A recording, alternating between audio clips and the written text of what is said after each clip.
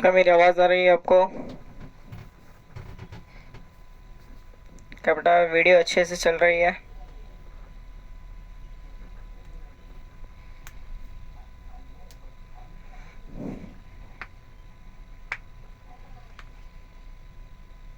जल्दी बता यार। स्टार्ट करें अपना चैप्टर। बेसिकली इजी चैप्टर है बेटा, लेकिन एप्लीकेशन लेवल तक जाएगा। इससे एप्लीकेशन क्वेश्चन बहुत ज़्यादा बनेगा बेटा। स्टार्ट करें बेटा। तो आज हम क्या पढ़ने वाले हैं बेटा? आज हम पढ़ने वाले हैं क्वाड्रेटिक इक्वेशन। क्या पढ़ने वाले हैं बेटा? क्वाड्रेटिक इक्वेशन को हम यहाँ पर डिस्कस करने वाले हैं। सर हम क्वाड्रेटिक इक्वेशन का ही सुना हुआ नाम लग रहा है। अगर आपने पॉलिनोमियल ढंग से पढ़ा हुआ है तो आपको यहाँ पर थोड़ी सी आसानी हो जाएगी, क्योंकि हमने वहाँ पर क्या पढ़ा था? फैक्टराइजेशन मेथड पढ़ा था। क्या पढ़ा था बेटा? फैक्टराइजेशन मेथड पढ़ा था। यहाँ पर भी सेम टू सेम बेटा फैक्टराइजेशन मेथड आएगा, जिसमें आपको काफ़ी आसानी होगी यहाँ पर, अगर आपने पॉलिनोमियल अच्छी तरह से पढ़ा होगा। तो चलिए क्वाड्रेटिक इक्वेशन क्या होती है बेटा? क्वाड्रेटिक इक्वेशन यहाँ पर देख लेना। क्वाड्रेटिक इक्वेशन में सबसे पहले हम देखेंगे यहाँ पर टाइप्स ऑफ सवाल कैसे आएंगे। पहले देखो क्वाड्रेटिक इक्वेशन आपको बनानी आनी पड़ेगी। क्वाड्रेटिक इक्वेशन क्या होती है वो जानना पड़ेगा, और उसके स्टैंडर्ड फॉर्म जानना पड़ेगा बेटा, और उसके रूट्स आपको निकालने आने पड़ेंगे। ये टाइप 1 वाला सवाल हो गया। और फिर हमारे टाइप 2 वाले सवाल हो जाते हैं formation of the quadratic equation, यानी कि आपको एक स्टेटमेंट दे दी जाएगी और आपसे पूछा जाएगा कि इसे क्वाड्रेटिक इक्वेशन में कन्वर्ट करके बता दो। ये वाले सवाल हो गए।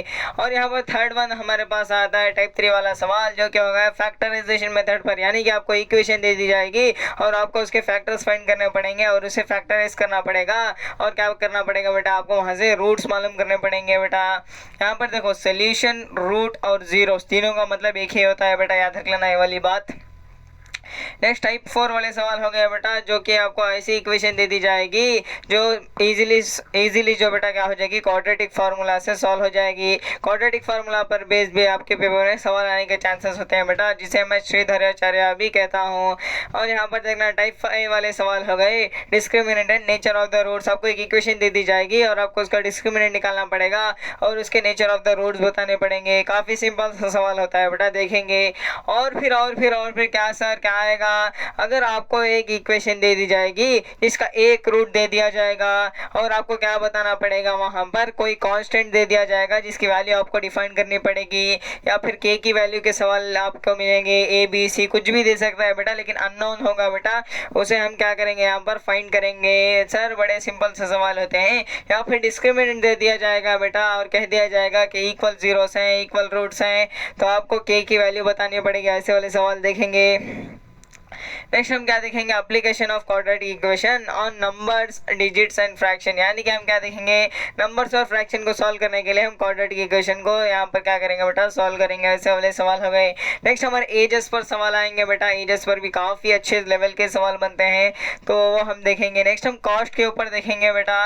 अगर एक बुक का इतना हो रहा है और एक पेन का इतना हो रहा है, तो दोनों को मिलाकर कितना हो जाएगा? ऐसे बोलेंगे बेटा सवाल। या फिर आपको ऐसा कह दिया जाएगा, आपने ऑब्जर्व किया होगा अपने यहाँ पर शॉप्स वगैरह में आपने ऑब्जर्व किया होगा, अगर आपको 10 बुक खरीदने में समझो 100 रुपये लगेंगे, 10 बुक खरीदने में बेटा 100 रुपये लगेंगे, यानी कि एक बुक के कितने हो गए बेटा? 10 रुपये हो गए। कितने हो गए? 10 रुपये हो गए।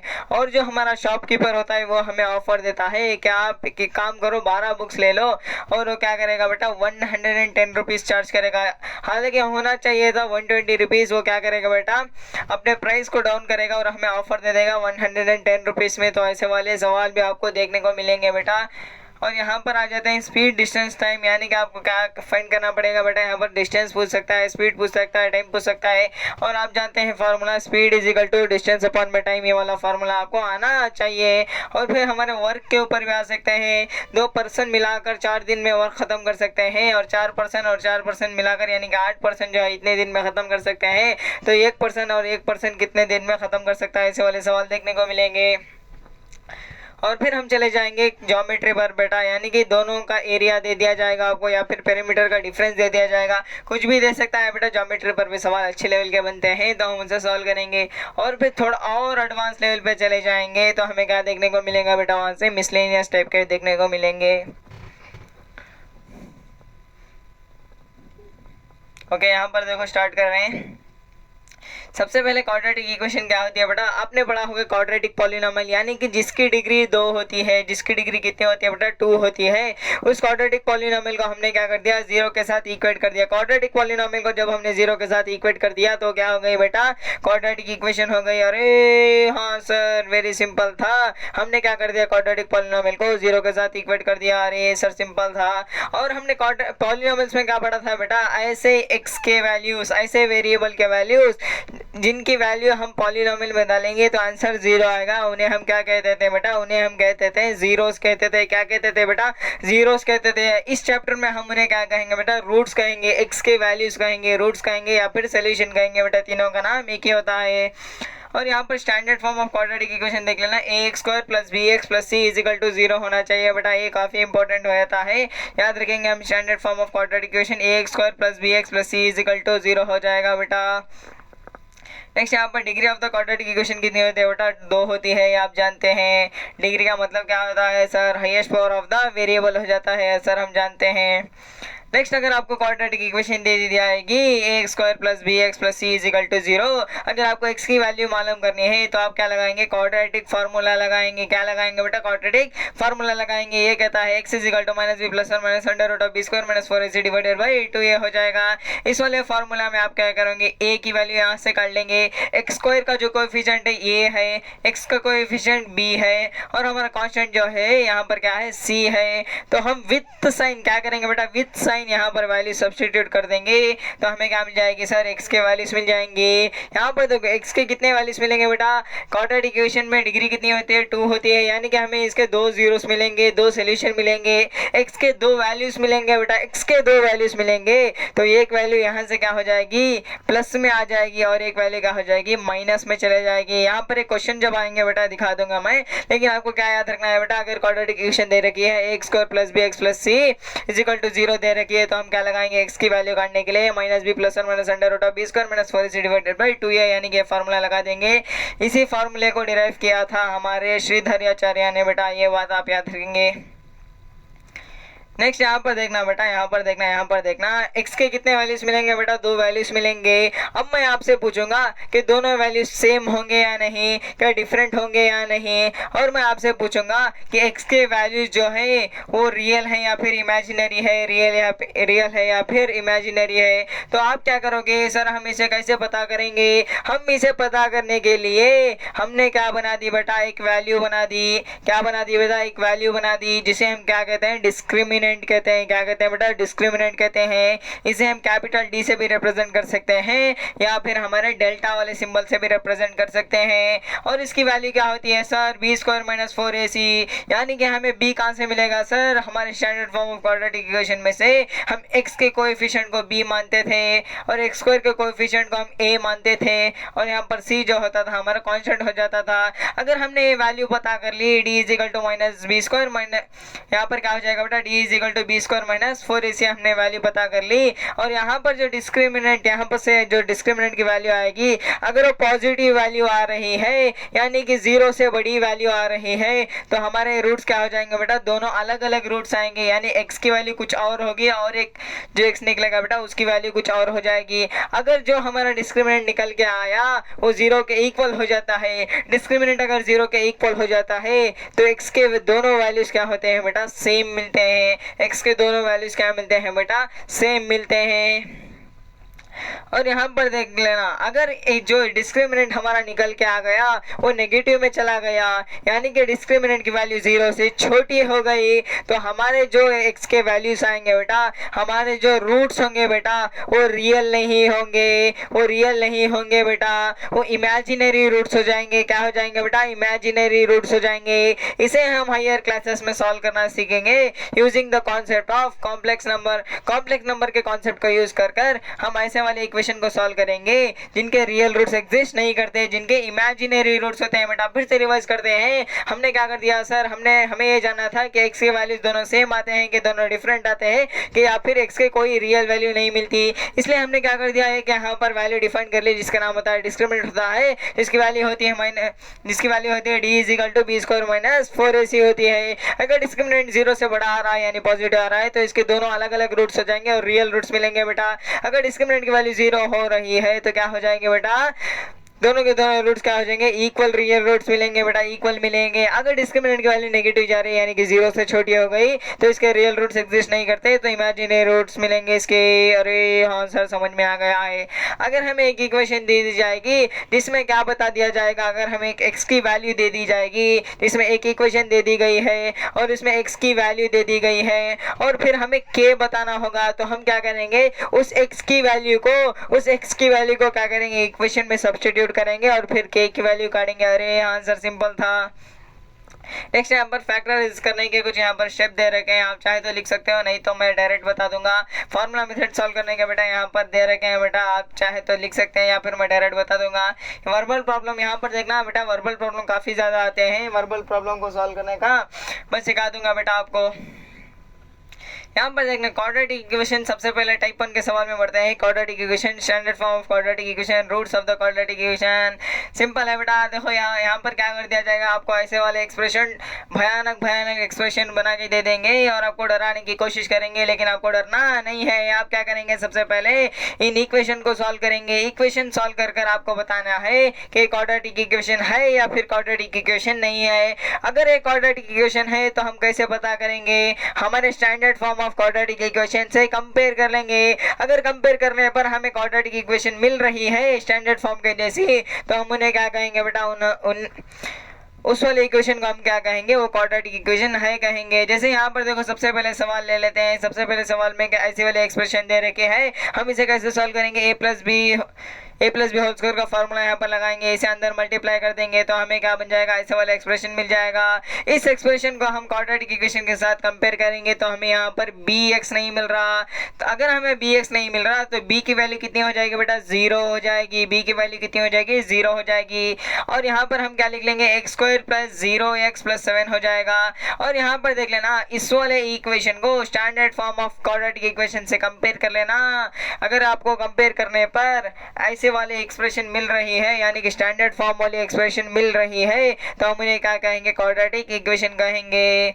यहाँ पर देखना हम क्या करेंगे, इसे सबसे पहले सॉल्व करेंगे। 2 को अंदर मल्टीप्लाई कर देंगे, -2 को अंदर मल्टीप्लाई कर देंगे। मल्टीप्लाई करने पर कुछ हमें ऐसे वाले एक्सप्रेशन मिलेंगे। इस वाले इक्वेशन को देखना बेटा, इस वाले इक्वेशन को आप क्या करोगे, क्वाड्रेटिक इक्वेशन के स्टैंडर्ड फॉर्म से कंपेयर करोगे। अगर आपने कंपेयर किया, कंपेयर कैसे करना है बेटा, x² है और यहाँ पर a जो है, a की वैल्यू कितनी है, 1 है और यहाँ पर प्लस है बेटा, प्लस होने के बाद जो है बेटा b की वैल्यू -4 है। यहाँ पर देखना बेटा, यहाँ पर स्टैंडर्ड फॉर्म के अकॉर्डिंग यहाँ पर प्लस लगेगा और b की वैल्यू कितनी हो जाएगी, -4 हो जाएगी, -4 हो जाएगी, -4। और x की जगह पर x आ रहा है और यहाँ पर प्लस की जगह प्लस आ रहा है और c की वैल्यू 6 है। यानी कि ये वाली इक्वेशन देखने में हमें कैसी लग रही है, ax² + bx + c के जैसे लग रही है तो हम क्या कहेंगे, इसे क्वाड्रेटिक इक्वेशन कहेंगे। सेम टू सेम बेटा यहाँ पर भी कह रखा है, एक एक्सप्रेशन दे देंगे, इसे हम सॉल्व करेंगे तो यहाँ पर देखना ऐसे वाले फॉर्म मिल गए और हम इसे कंपेयर करेंगे तो क्वाड्रेटिक इक्वेशन नहीं होंगी। सर हम क्या यहाँ पर 0x² लिख सकते हैं, देखना बेटा 0x² लिख सकते हैं बेटा, लेकिन क्वाड्रेटिक इक्वेशन नहीं है क्योंकि क्वाड्रेटिक इक्वेशन कंडीशन हमने पढ़ी थी यहाँ पर क्वाड्रेटिक पॉलिनोमियल में पढ़ा था बेटा। हमें यहाँ पर क्या पढ़ा था, हमने ये पढ़ा था कि जो a है ना बेटा, a हमेशा 0 के इक्वल नहीं हो सकता बेटा, a जो है 0 के इक्वल नहीं हो सकता, नॉन जीरो होना चाहिए। लेकिन हम यहाँ पर क्या कर देंगे, 0 को इक्वेट कर देंगे तो ये क्या बन जाएगी, क्वाड्रेटिक इक्वेशन नहीं रहेगी बेटा। ये वाली बात आप याद रख सकते हैं। अगर हम इसे क्वाड्रेटिक इक्वेशन से कंपेयर करेंगे तो हमारी सिमिलर नहीं दिख रही है बेटा, तो हम क्या कहेंगे, इसे क्वाड्रेटिक इक्वेशन नहीं है कह देंगे। अरे आंसर सिंपल था। अब हम क्या करेंगे, इस वाले एक्सप्रेशन को सॉल्व करेंगे मल्टीप्लाई कर। अगर हमें मल्टीप्लाई करने पर ऐसी इक्वेशन मिल रही है, तो इसे क्या करेंगे, हम स्टैंडर्ड फॉर्म से कंपेयर करेंगे। अगर हमने स्टैंडर्ड फॉर्म से कंपेयर कर लिया और हमें क्या मिल गए, सेम टू सेम सिमिलर मिल गई, तो हम क्या कह देंगे, यहाँ पर क्वाड्रेटिक इक्वेशन ही कह देंगे। और यहाँ पर ए की वैल्यू कितनी है बेटा, ए की वैल्यू 1 है। बी की वैल्यू कितनी है सर, बी की वैल्यू 10 नहीं बल्कि बेटा क्या है बेटा -10 है। और सी की वैल्यू कितनी है बेटा, -3 है बेटा, याद रखेंगे। और यहाँ पर भी क्या करना था, हमें मल्टीप्लाई करना था। मल्टीप्लाई करेंगे, अंदर मल्टीप्लाई करेंगे और इसे सॉल्व करते जाएंगे। सॉल्व करने पर हमें क्या मिल रहा है, ऐसी वाली इक्वेशन मिल रही है। इसे हम स्टैंडर्ड फॉर्म से कंपेयर करेंगे। अगर स्टैंडर्ड फॉर्म से कंपेरेबल है तो हम इसे क्वाड्रेटिक इक्वेशन कह देंगे। और यहाँ पर क्या लिखा है बेटा, यहाँ पर ऐसे वाले टर्म्स लिखे हुए हैं। इसे a minus B whole square का फार्मूला डालेंगे और इसे क्या करते जाएंगे, सॉल्व करते जाएंगे, सॉल्व करते जाएंगे। यहाँ से x स्क्वायर से x स्क्वायर कट जाएगा बेटा। कटने पर हमें सॉल्व करने पर हमें क्या मिल रहा है, 7x माइनस 3 मिल रहा है, जो कि हमारी क्वाड्रेटिक इक्वेशन की टाइप नहीं है बेटा, क्वाड्रेटिक इक्वेशन की टाइप नहीं है।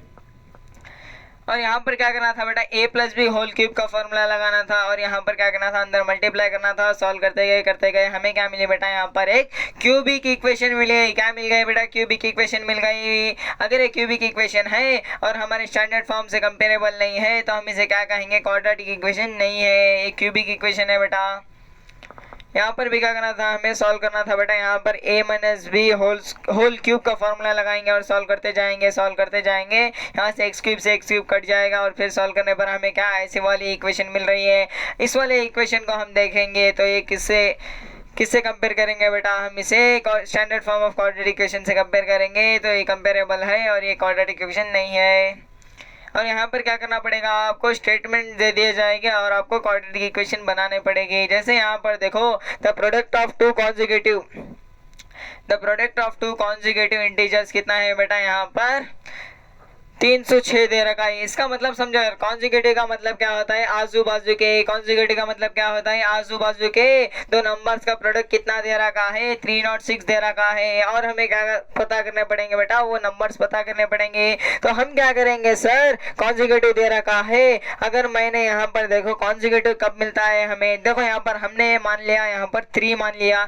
3 का कॉन्जुगेटिव हमें कैसे मिलेगा बेटा, 3 में 1 ऐड करने से मिलेगा। 3 में अगर हमने 1 ऐड कर दिया तो हमें दूसरा वाला मिल जाएगा। यानी कि हमने कोई सा भी नंबर x मान लिया तो इसमें से 1 ऐड करने से दूसरा वाला मिल जाएगा। यानी कि हम एक नंबर को x ले सकते हैं और दूसरे नंबर को x प्लस 1 ले सकते हैं। और हाँ सर, हमें समझ में आ गया है। अगर हमने एक को x ले लिया और अगर हमने दूसरे को x प्लस 1 ले लिया तो दोनों का प्रोडक्ट कितना दे रखा है बेटा, 306 दे रखा है। तो हम क्या करेंगे, एक वाले नंबर को दूसरे वाले नंबर से प्रोडक्ट कर देंगे, यानी कि मल्टीप्लाई कर देंगे। तो हमें कितना मिलेगा बेटा, हमें यहाँ पर 306 मिल जाएगा।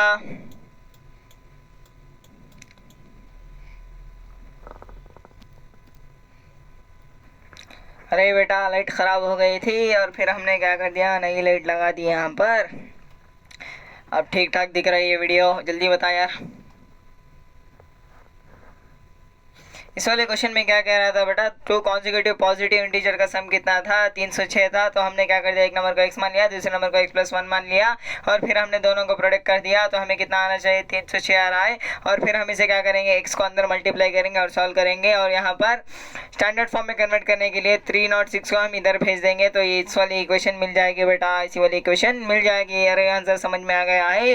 दूसरा यहाँ पर देखना, दूसरा अच्छा क्वेश्चन है बेटा। यहाँ पर देखना, जॉन एंड जो जीवानी थे बेटा, जॉन एंड जो जीवानी थे, इन दोनों के पास क्या थे, मार्बल थे। और इन दोनों के मार्बल का सम कितना था, दोनों के पास कितने मार्बल थे, दोनों को मिलाकर कितने मार्बल थे, 45 मार्बल थे, 45 मार्बल थे। और दोनों ने क्या कर दिया, दोनों ने क्या कर दिया, 5-5, दोनों ने क्या कर दिया, 5-5 मार्बल को खो दिया। दोनों ने क्या कर दिया, 5-5 मार्बल को खो दिया। तो हमें क्या कह रहा है, 5-5 मार्बल खोने के बाद जितने मार्बल इनके पास बचे हैं उनका प्रोडक्ट किसके इक्वल है बेटा, 128 के इक्वल है। उनका प्रोडक्ट 128 के इक्वल है। तो हमें क्वाड्रेटिक इक्वेशन बनानी है। तो हम क्या करेंगे बेटा, यहाँ पर देखना, दोनों के पास मिलाकर कितने मार्बल थे सर? 45 मार्बल थे। कितने थे बेटा? 45 मार्बल थे। अगर यहाँ पर देखना एक के पास x मार्बल थे, एक के पास x मार्बल थे, तो दूसरे के पास कितने हो जाएंगे? 45 माइनस x हो जाएंगे। अरे सर हमें समझ में नहीं आया। समझ बेटा, समझ बेटा, समझ बेटा। तेरे और मेरे पास टोटल मिलाकर कितने पेन थे? 10 पेन थे। टोटल तेरे और मेरे पेन मिलाकर कितने थे? 10 पेन थे। और मैं कह रहा हूँ मेरे पेन 4 थे, मेरे पेन कितने थे? 4 थे। तो तेरे कितने हो जाएंगे सर? 6 हो जाएंगे। क्या मैं 6 को लिख सकता हूँ? 10 - 4 लिख सकता हूँ बेटा। 10 - 4 लिख दिया तो तेरे कितने हो गए? 6 हो गए। यानी कि अगर मेरे पास x पेन है तो तेरे पास कितने हो जाएंगे? 10 - x पेन हो जाएंगे। अरे हाँ सर, इतना सिंपल कॉन्सेप्ट था। यहाँ पर जो दोनों के पास मिलाकर कितने मार्बल थे? 45 मार्बल थे। एक के पास हमने क्या मान लिया? x मार्बल मान लिया।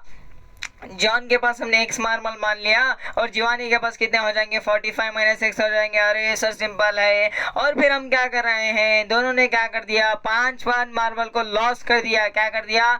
5 मार्बल को लॉस कर दिया। जॉन ने क्या कर दिया? जिसके पास कितने थे बेटा? x थे। इसमें से क्या कर दिया? 5 मार्बल चले गए, यानी कि x - 5 हो गया। और जीवानी के पास कितने थे बेटा? 45 - x थे। इसने भी क्या कर दिया? 5 मार्बल इसके पास से भी चले गए। तो ये कितना हो जाएगा? 40 - x हो जाएगा। और क्वेश्चन ये कह रहा है कि इनके पास 5 मार्बल खोने के बाद जितने मार्बल बचे उन दोनों का प्रोडक्ट 128 के इक्वल है। यानी कि खोने के बाद इसके पास इतने बचे और इसके पास इतने बचे, दोनों का प्रोडक्ट कर देंगे तो 128 के इक्वल आ रहा है। तो हम क्या करेंगे? इसे सॉल्व करेंगे। कैसे करेंगे? मल्टीप्लाई करेंगे। अंदर मल्टीप्लाई करने के बाद हमें क्या मिल जाएगी? ऐसी वाली इक्वेशन मिल जाएगी। और यहाँ पर देखना ऐसी वाली इक्वेशन मिल गई तो हम इसे standard form of quadratic equation से कंपेयर करेंगे और लिख देंगे ये रही हमारी क्वाड्रेटिक इक्वेशन। अरे हाँ सर, एकदम सिंपल सी इक्वेशन थी। यहाँ पर देखना बेटा, अच्छा क्वेश्चन मैं कहूँगा इसे। यहाँ पर देखना हमारे पास क्या था? एक हमारे पास, यार कभी भी जिंदगी में भी स्ट्रेट लाइन बनाना नहीं आया मुझे। यहाँ पर देख लेना हमारे पास क्या था? एक राइट एंगल ट्रायंगल था बेटा। क्या था बेटा? हमारे पास राइट एंगल ट्रायंगल था। चलो मान लेते हैं ये हमारे पास क्या था बेटा? राइट एंगल ट्रायंगल था। यहाँ पर 90 डिग्री था और हम इसे क्या कहते हैं बेटा? इसे हम कहते हैं हाइपोटेनस कहते हैं। क्या कहते हैं बेटा? इसे हम हाइपोटेनस कहते हैं। और इसे हम क्या कहते हैं बेटा? बेस कहते हैं। क्या करेंगे बेटा? बेस कहेंगे।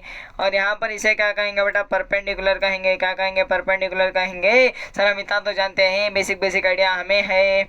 और हम इससे क्या करेंगे? पाइथागोरस थ्योरम पढ़ेंगे बेटा। पाइथागोरस थ्योरम क्या कहता है? हाइपोटेनस का square is equal to base का स्क्वायर प्लस परपेंडिकुलर का स्क्वायर। हाइपोटेनस का square is equal to base का स्क्वायर प्लस परपेंडिकुलर का स्क्वायर। सर इतना तो हम जानते हैं। नेक्स्ट क्या करेंगे सर? क्वेश्चन पढ़ेंगे। क्वेश्चन ये कह रहा है कि जो हमारी हाइट है, हाइट का मतलब क्या है बेटा? यहाँ पर परपेंडिकुलर है, परपेंडिकुलर का हम हाइट कह रहे हैं। यहाँ पर क्या है बेटा? क्वेश्चन ये कह रहा है कि जो परपेंडिकुलर है बेस की लेंथ में से 7 को माइनस करने पर मिल रहा है, -7 करने पर हमें परपेंडिकुलर मिल रहा है। यानी कि ये बात है बेटा, अगर बेस की लेंथ कितनी है? बेस की लेंथ हम मान लेते हैं 10 है, तो परपेंडिकुलर कैसे मिलेगा? 10 में से 7 करने पर मिलेगा। अगर हमने बेस को x मान लिया, बेस को हमने क्या मान लिया? यहाँ पर x मान लिया, तो परपेंडिकुलर कितना हो जाएगा? 7 - x हो जाएगा। अरे हाँ सर, जो भी आपने बोला बिल्कुल सही बोला। 7 -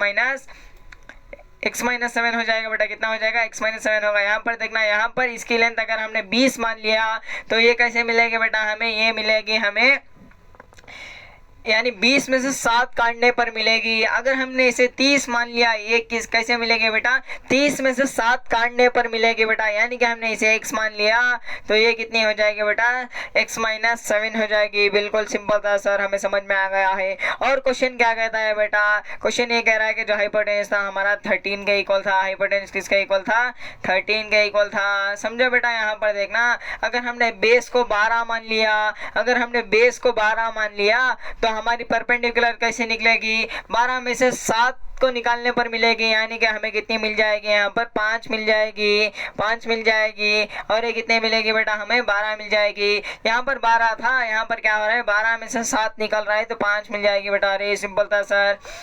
नेक्स्ट हमें क्या मालूम करना है बेटा, यहाँ पर बेस के लिए हम क्या करेंगे, यहाँ पर इक्वेशन बनाएंगे। तो x को फाइंड करने के लिए हम क्या करेंगे, इक्वेशन बनाएंगे। सर कैसे बनेगा सर इक्वेशन, हम जानते हैं पाइथागोरस थ्योरम जानते हैं। क्या जानते हैं बेटा, पाइथागोरस थ्योरम जानते हैं। पाइथागोरस थ्योरम क्या कहता है बेटा, हाइपोटेन्यूज का square is equal to base का स्क्वायर प्लस परपेंडिकुलर का स्क्वायर। हम लिख देंगे हाइपोटेन्यूज का square is equal to base का स्क्वायर प्लस परपेंडिकुलर का स्क्वायर। मैंने कहा है परपेंडिकुलर को हम हाइट कह रहे हैं, परपेंडिकुलर को हाइट कह रहे हैं। तो हम क्या करेंगे, वैल्यू सब्स्टिट्यूट करेंगे। हाइपोटेन्यूज की वैल्यू 13 है और यहाँ पर बेस की वैल्यू x है और यहाँ पर कितनी है, हाइट की वैल्यू x - 7 है। तो हम क्या करेंगे, ऐसे होल स्क्वायर हो रहा है बेटा, यहाँ पर होल स्क्वायर हो रहा है। तो हम क्या करेंगे, सॉल्व करेंगे। a - b होल स्क्वायर का फॉर्मूला लगाएंगे, सॉल्व करते जाएंगे करते जाएंगे करते जाएंगे करते जाएंगे बेटा, और हमें क्या मिल जाएगी इक्वेशन, x² - 7x - 60 मिल जाएगी। यहाँ पर देखना बेटा, स्टैंडर्ड फॉर्म में लिखना है आपको क्वाड्रेटिक इक्वेशन को। यहाँ पर हमें इक्वेशन मिल जाएगी और हम इस इक्वेशन को क्या करेंगे, सॉल्व करेंगे तो हमें आंसर भी मिल जाएगा बेटा। लेकिन हम सॉल्व करना अभी तक नहीं सीखे हैं, सॉल्व करना सीख लेंगे तो सारे इक्वेशन को आप ट्राई कर सकते हैं बेटा। समझ में आ गया होगा बेटा क्वेश्चन, अच्छा क्वेश्चन था। नेक्स्ट ये वाला क्वेश्चन आप ट्राई करेंगे बेटा। ऐसे वाले क्वेश्चन आगे आएंगे, वहाँ पर मैं करा दूंगा, लेकिन ये वाला क्वेश्चन इक्वेशन बनाने का आप ट्राई करेंगे। फैक्टराइजेशन मेथड सीखेंगे बेटा, जो कि आपने पॉलिनोमियल में थोड़ा बहुत पढ़ा था, लेकिन यहाँ पर और भी अच्छी तरीके से पढ़ेंगे बेटा। फैक्टराइजेशन मेथड में करना क्या होता है बेटा, आपको क्या करना होता है बेटा, यहाँ पर फैक्टराइज करना पड़ता है। क्या करना पड़ता है बेटा, फैक्टराइज करना पड़ता है। यहाँ पर फैक्टराइजेशन मेथड के ऊपर क्वेश्चन दे रखे हैं, तो हम क्या करेंगे बेटा, हम इसे सॉल्व करेंगे। सॉल्व करने का तरीका यह होता है कि सबसे पहले हम अपनी इक्वेशन को स्टैंडर्ड फॉर्म में लिखेंगे। क्या करेंगे सर, सबसे पहले हम स्टैंडर्ड फॉर्म में लिखेंगे। सर हमने स्टैंडर्ड फॉर्म में लिख दिया है, सर हमने क्या कर दिया, स्टैंडर्ड फॉर्म में लिख दिया है। तो हम क्या करेंगे, यहाँ पर जो हमारा x² का कोएफिशिएंट था, जो हमारे पास यहाँ पर x² का कोएफिशिएंट था, यहाँ पर थोड़ी सी लेंथ छोटी कर लेते हैं, x² का जो कोएफिशिएंट था और यहाँ पर जो हमारे पास कांस्टेंट था x² के कोएफिशिएंट को और कांस्टेंट को हमने क्या कर दिया, मल्टीप्लाई कर लिया। क्या कर लिया बेटा, मल्टीप्लाई कर लिया। और फिर हम ऐसा चार्ट बनाएंगे बेटा। क्या बनाएंगे, चार्ट बनाएंगे।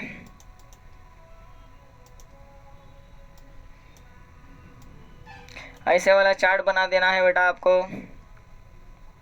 नेक्स्ट यहाँ पर देखना बेटा, हमने क्या कर दिया, x² के कोएफिशिएंट को और कांस्टेंट को विथ साइन मल्टीप्लाई कर लेना है। यानी कि x² का कोएफिशिएंट 1 है और यहाँ पर हमारे कांस्टेंट यहाँ पर -10 है। तो यहाँ पर कितना आ जाएगा बेटा, हमें मल्टीप्लाई करने पर -10 आ जाएगा। तो हम यहाँ पर लिख देंगे उसे, -10 हमने लिख लिया है। और यहाँ पर क्या करेंगे बेटा, यहाँ पर करेंगे जो हमारा बीच वाला नंबर होगा ना बेटा, यानी कि x का कोएफिशिएंट, उसे विथ साइन लिख देंगे। क्या करेंगे बेटा, विथ साइन लिखना है। सर हमने लिख दिया यहाँ पर। और हमें यहाँ पर हमारा टास्क शुरू होता है बेटा। हमें क्या करने हैं, 2 नंबर्स खोजने हैं। क्या करने हैं बेटा, 2 नंबर्स फाइंड करने हैं। क्या करने हैं, 2 नंबर्स फाइंड करने हैं। सर कैसे नंबर्स फाइंड करने हैं, सर हमें ऐसे नंबर्स फाइंड करने हैं जिन्हें हम मल्टीप्लाई करेंगे तो क्या मिल जाएगा, -10 मिलना चाहिए। जिन्हें हमें मल्टीप्लाई करने पर -10 मिलना चाहिए और ऐड और सब्ट्रैक्ट करने पर हमें -3 मिलना चाहिए। मल्टीप्लाई करने पर -10, ऐड या फिर सब्ट्रैक्ट करने पर -3। फिर से कह रहा हूँ, मल्टीप्लाई करने पर हमें कितना मिलना चाहिए, -10 मिलना चाहिए। ऐड या फिर सब्ट्रैक्ट करने पर हमें कितना मिलना चाहिए, -3 मिलना चाहिए। मल्टीप्लाई करने पर -10, ऐड या फिर सब्ट्रैक्ट करने पर -3 मिलना चाहिए।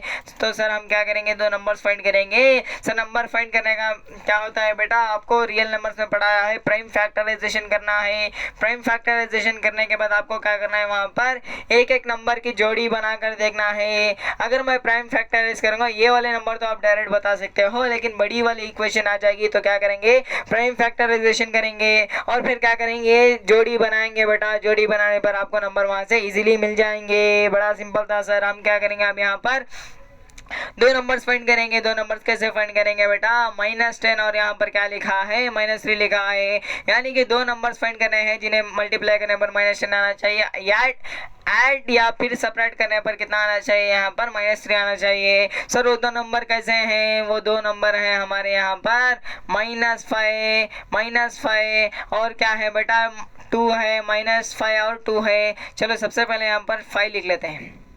हमने क्या कर लिया, 5 लिख दिया। सर हम जानते हैं 5 टू ज़ा कितना होता है 10 होता है, 5 टू ज़ा 10 हो रहा है। और यहाँ पर देख 10 नहीं था बेटा, यहाँ पर क्या था -10 है, -10 है। हम जानते हैं किसी भी एक नंबर को हम यहाँ पर माइनस लगा देंगे, किसी भी एक नंबर को माइनस लगा देंगे तो -10 मिल जाएगा। सर इसकी कहानी तो क्लियर हो गई। 2 5 ज़ा कितना होता है सर, यहाँ पर 10 हो जाता है। इसकी कहानी तो क्लियर हो गई, किसी भी एक नंबर को हम माइनस लगा देंगे तो -10 मिल जाएगा। लेकिन सर हमें ये फंडा नहीं समझ में आया, -3 कब मिलेगा। देखो बेटा मैं समझाता हूँ। यहाँ पर एक नेगेटिव नंबर है बेटा, बड़ा नेगेटिव नंबर में से छोटे पॉजिटिव नंबर को माइनस करेंगे तो माइनस मिलेगा बेटा। समझ में आ गया है आपको। यहाँ पर देखना बेटा, बड़े नेगेटिव नंबर में से छोटा पॉजिटिव नंबर को हम ऐड करेंगे तो कितना मिलेगा बेटा, हमें यहाँ पर -3 मिल जाएगा। यानी कि हम साइन अगर यहाँ पर लगा देंगे माइनस, तो ये कितना हो जाएगा बेटा, -5 × 2 कितना हो जाएगा, -10 हो जाएगा। -5 + 2 कितना हो जाएगा बेटा, यहाँ पर -3 हो जाएगा। अरे सर सिंपल था, सिंपल था, सिंपल था। अरे समझ में आ गया है सर। तो यहाँ पर देखना, अब हम जो यहाँ पर 3x था, 3x की जगह हम क्या लिखेंगे, -5x लिखेंगे। 3x की जगह क्या लिखेंगे, -5x लिखेंगे और +2x लिखेंगे। यहाँ पर देखना बेटा, कुछ नहीं है तो प्लस मान लेंगे, ये तो हम जानते हैं, बचपन से जान पढ़ रहे हैं। यहाँ पर हम -3 की जगह क्या लिखेंगे, -5x लिखेंगे, +2x लिखेंगे। तो हमने यहाँ पर क्या कर दिया, -3x की जगह क्या लिख दिया, -5x और +2x लिख लिया। यहाँ पर देखना बेटा, इन दोनों में क्या कॉमन है, इन दोनों में क्या कॉमन है बेटा, और इन दोनों में क्या कॉमन है। सर इन दोनों में हमें कॉमन क्या दिख रहा है, x दिख रहा है। तो हमने x को बाहर काट लिया, तो क्या बचा हमारे पास, x - 5 बचा। क्या बचा बेटा, x - 5 बचा।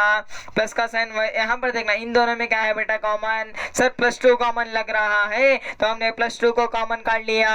और फिर हमारे पास क्या बचेगा बेटा, यहाँ से x बचेगा और यहाँ से -5 बचेगा, x - 5 हो गया। और फिर इन दोनों टर्म्स को देखना है बेटा, और फिर इन दोनों टर्म्स को देखना है। हम क्या करेंगे, फिर यहाँ पर इन दोनों टर्म्स को देखेंगे, इनमें से क्या कॉमन लग रहा है। सर x - 5 कॉमन लग रहा है, तो हम x - 5 को कॉमन काट लेंगे, तो हमारे पास क्या बचेगा बेटा, x + 2 बचेगा। x + 2 को हमने यहाँ लिख दिया। और इन दोनों को क्या करना है बेटा, x - 5 को और यहाँ पर x + 2 को क्या कर देंगे, 0 के साथ इक्वेट कर देंगे। x + 5 को अगर हमने 0 के साथ इक्वेट कर दिया तो ये बन जाएगा x - 5 को हमने क्या कर दिया, यहाँ पर 0 के साथ इक्वेट कर दिया तो ये मिलेगा। x + 2 को हमने 0 के साथ इक्वेट कर दिया तो ये मिलेगा। सर यहाँ से क्या होगा, -5 इधर चला जाएगा तो +5 मिलेगा, और यहाँ से +2 इधर चले जाएगा तो -2 मिलेगा। यानी कि सर x के दो वैल्यूज मिल रहे हैं, एक वैल्यू है हमारी +5 और एक वैल्यू है हमारी -2 मिल जाएगी। अरे हाँ सर समझ में आ गया। यानी कि हम क्या करें, फैक्टराइजेशन से x की वैल्यू मालूम कर रहे हैं। और फैक्टर्स कैसे काटेंगे सर हम क्या करेंगे, सबसे पहले x स्क्वायर के कोएफिशिएंट को और कांस्टेंट को विद साइन मल्टीप्लाई कर देंगे और ऊपर लिख देंगे, और जो हमारा x का कोएफिशिएंट है विद साइन इसे नीचे लिख देंगे। दो नंबर्स मालूम करेंगे जिन्हें मल्टीप्लाई करने पर ऊपर वाला नंबर मिलेगा, ऐड या फिर सब्ट्रैक्ट करने पर नीचे वाला नंबर मिलेगा। अरे सर सिंपल था। दूसरा वाला क्वेश्चन देख लेना। दूसरा वाला क्वेश्चन यहाँ पर लिखा हुआ है, तो हम क्या करेंगे, इसे x को फैक्टराइज करना है। तो हम क्या करेंगे बेटा, यहाँ पर देखो 3-4 क्वेश्चन मैं आपको बताऊंगा, फिर फास्ट बढ़ जाएंगे बेटा।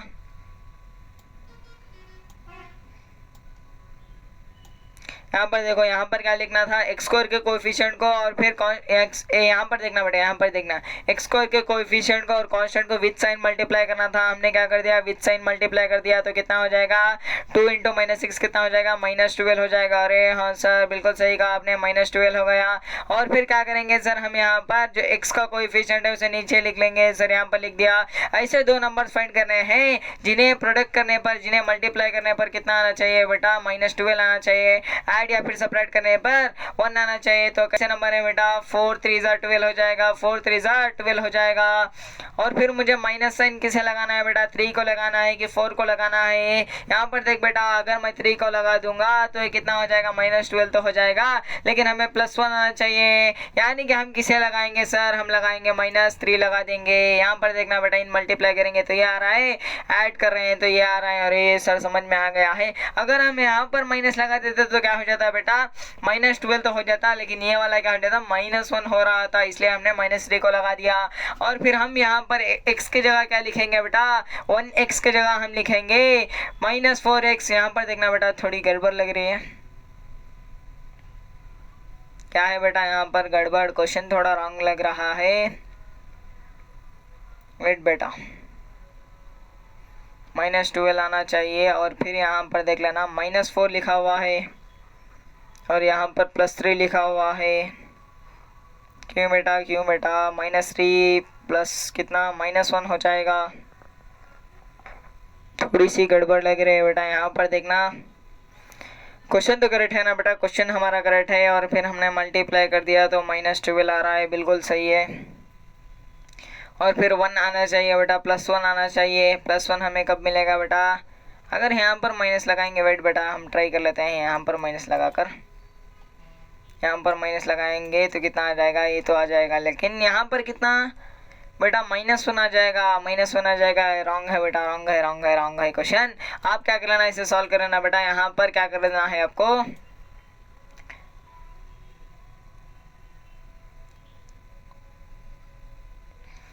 यहाँ पर क्या दे रखा है बेटा, -2x हो जाएगा और यहाँ से भी 2x हो जाएगा। ऐसे कैसे यार, यहाँ पर शायद माइनस आना चाहिए था बेटा।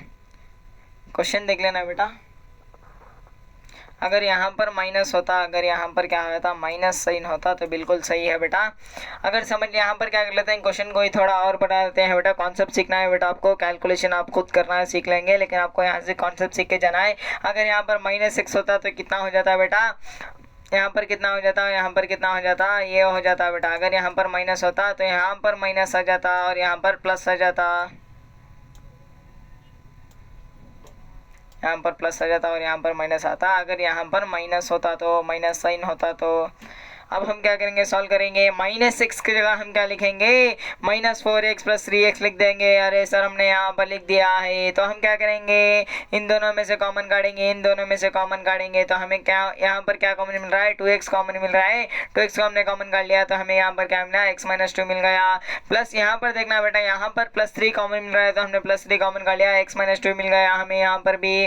और फिर हम क्या करेंगे, x - 2 को बाहर काट देंगे, कॉमन है बेटा, बाहर काट देंगे तो क्या बचेगा बेटा, 2x + 3 मिल जाएगा। और फिर = 0 कर देंगे। इस वाले टर्म को भी 0 के साथ इक्वेट करना है, इस वाले टर्म को भी 0 के साथ इक्वेट करना है। तो हम यहाँ से x की वैल्यू क्या मिल जाएगी, +2 मिल जाएगी, यहाँ से -3/2 मिल जाएगी। अरे हाँ सर समझ में आ गया है। क्वेश्चन एक बार वेरीफाई कर लेना बेटा, क्वेश्चन को एक बार वेरीफाई कर लेना है आपको, माइनस था कि प्लस था।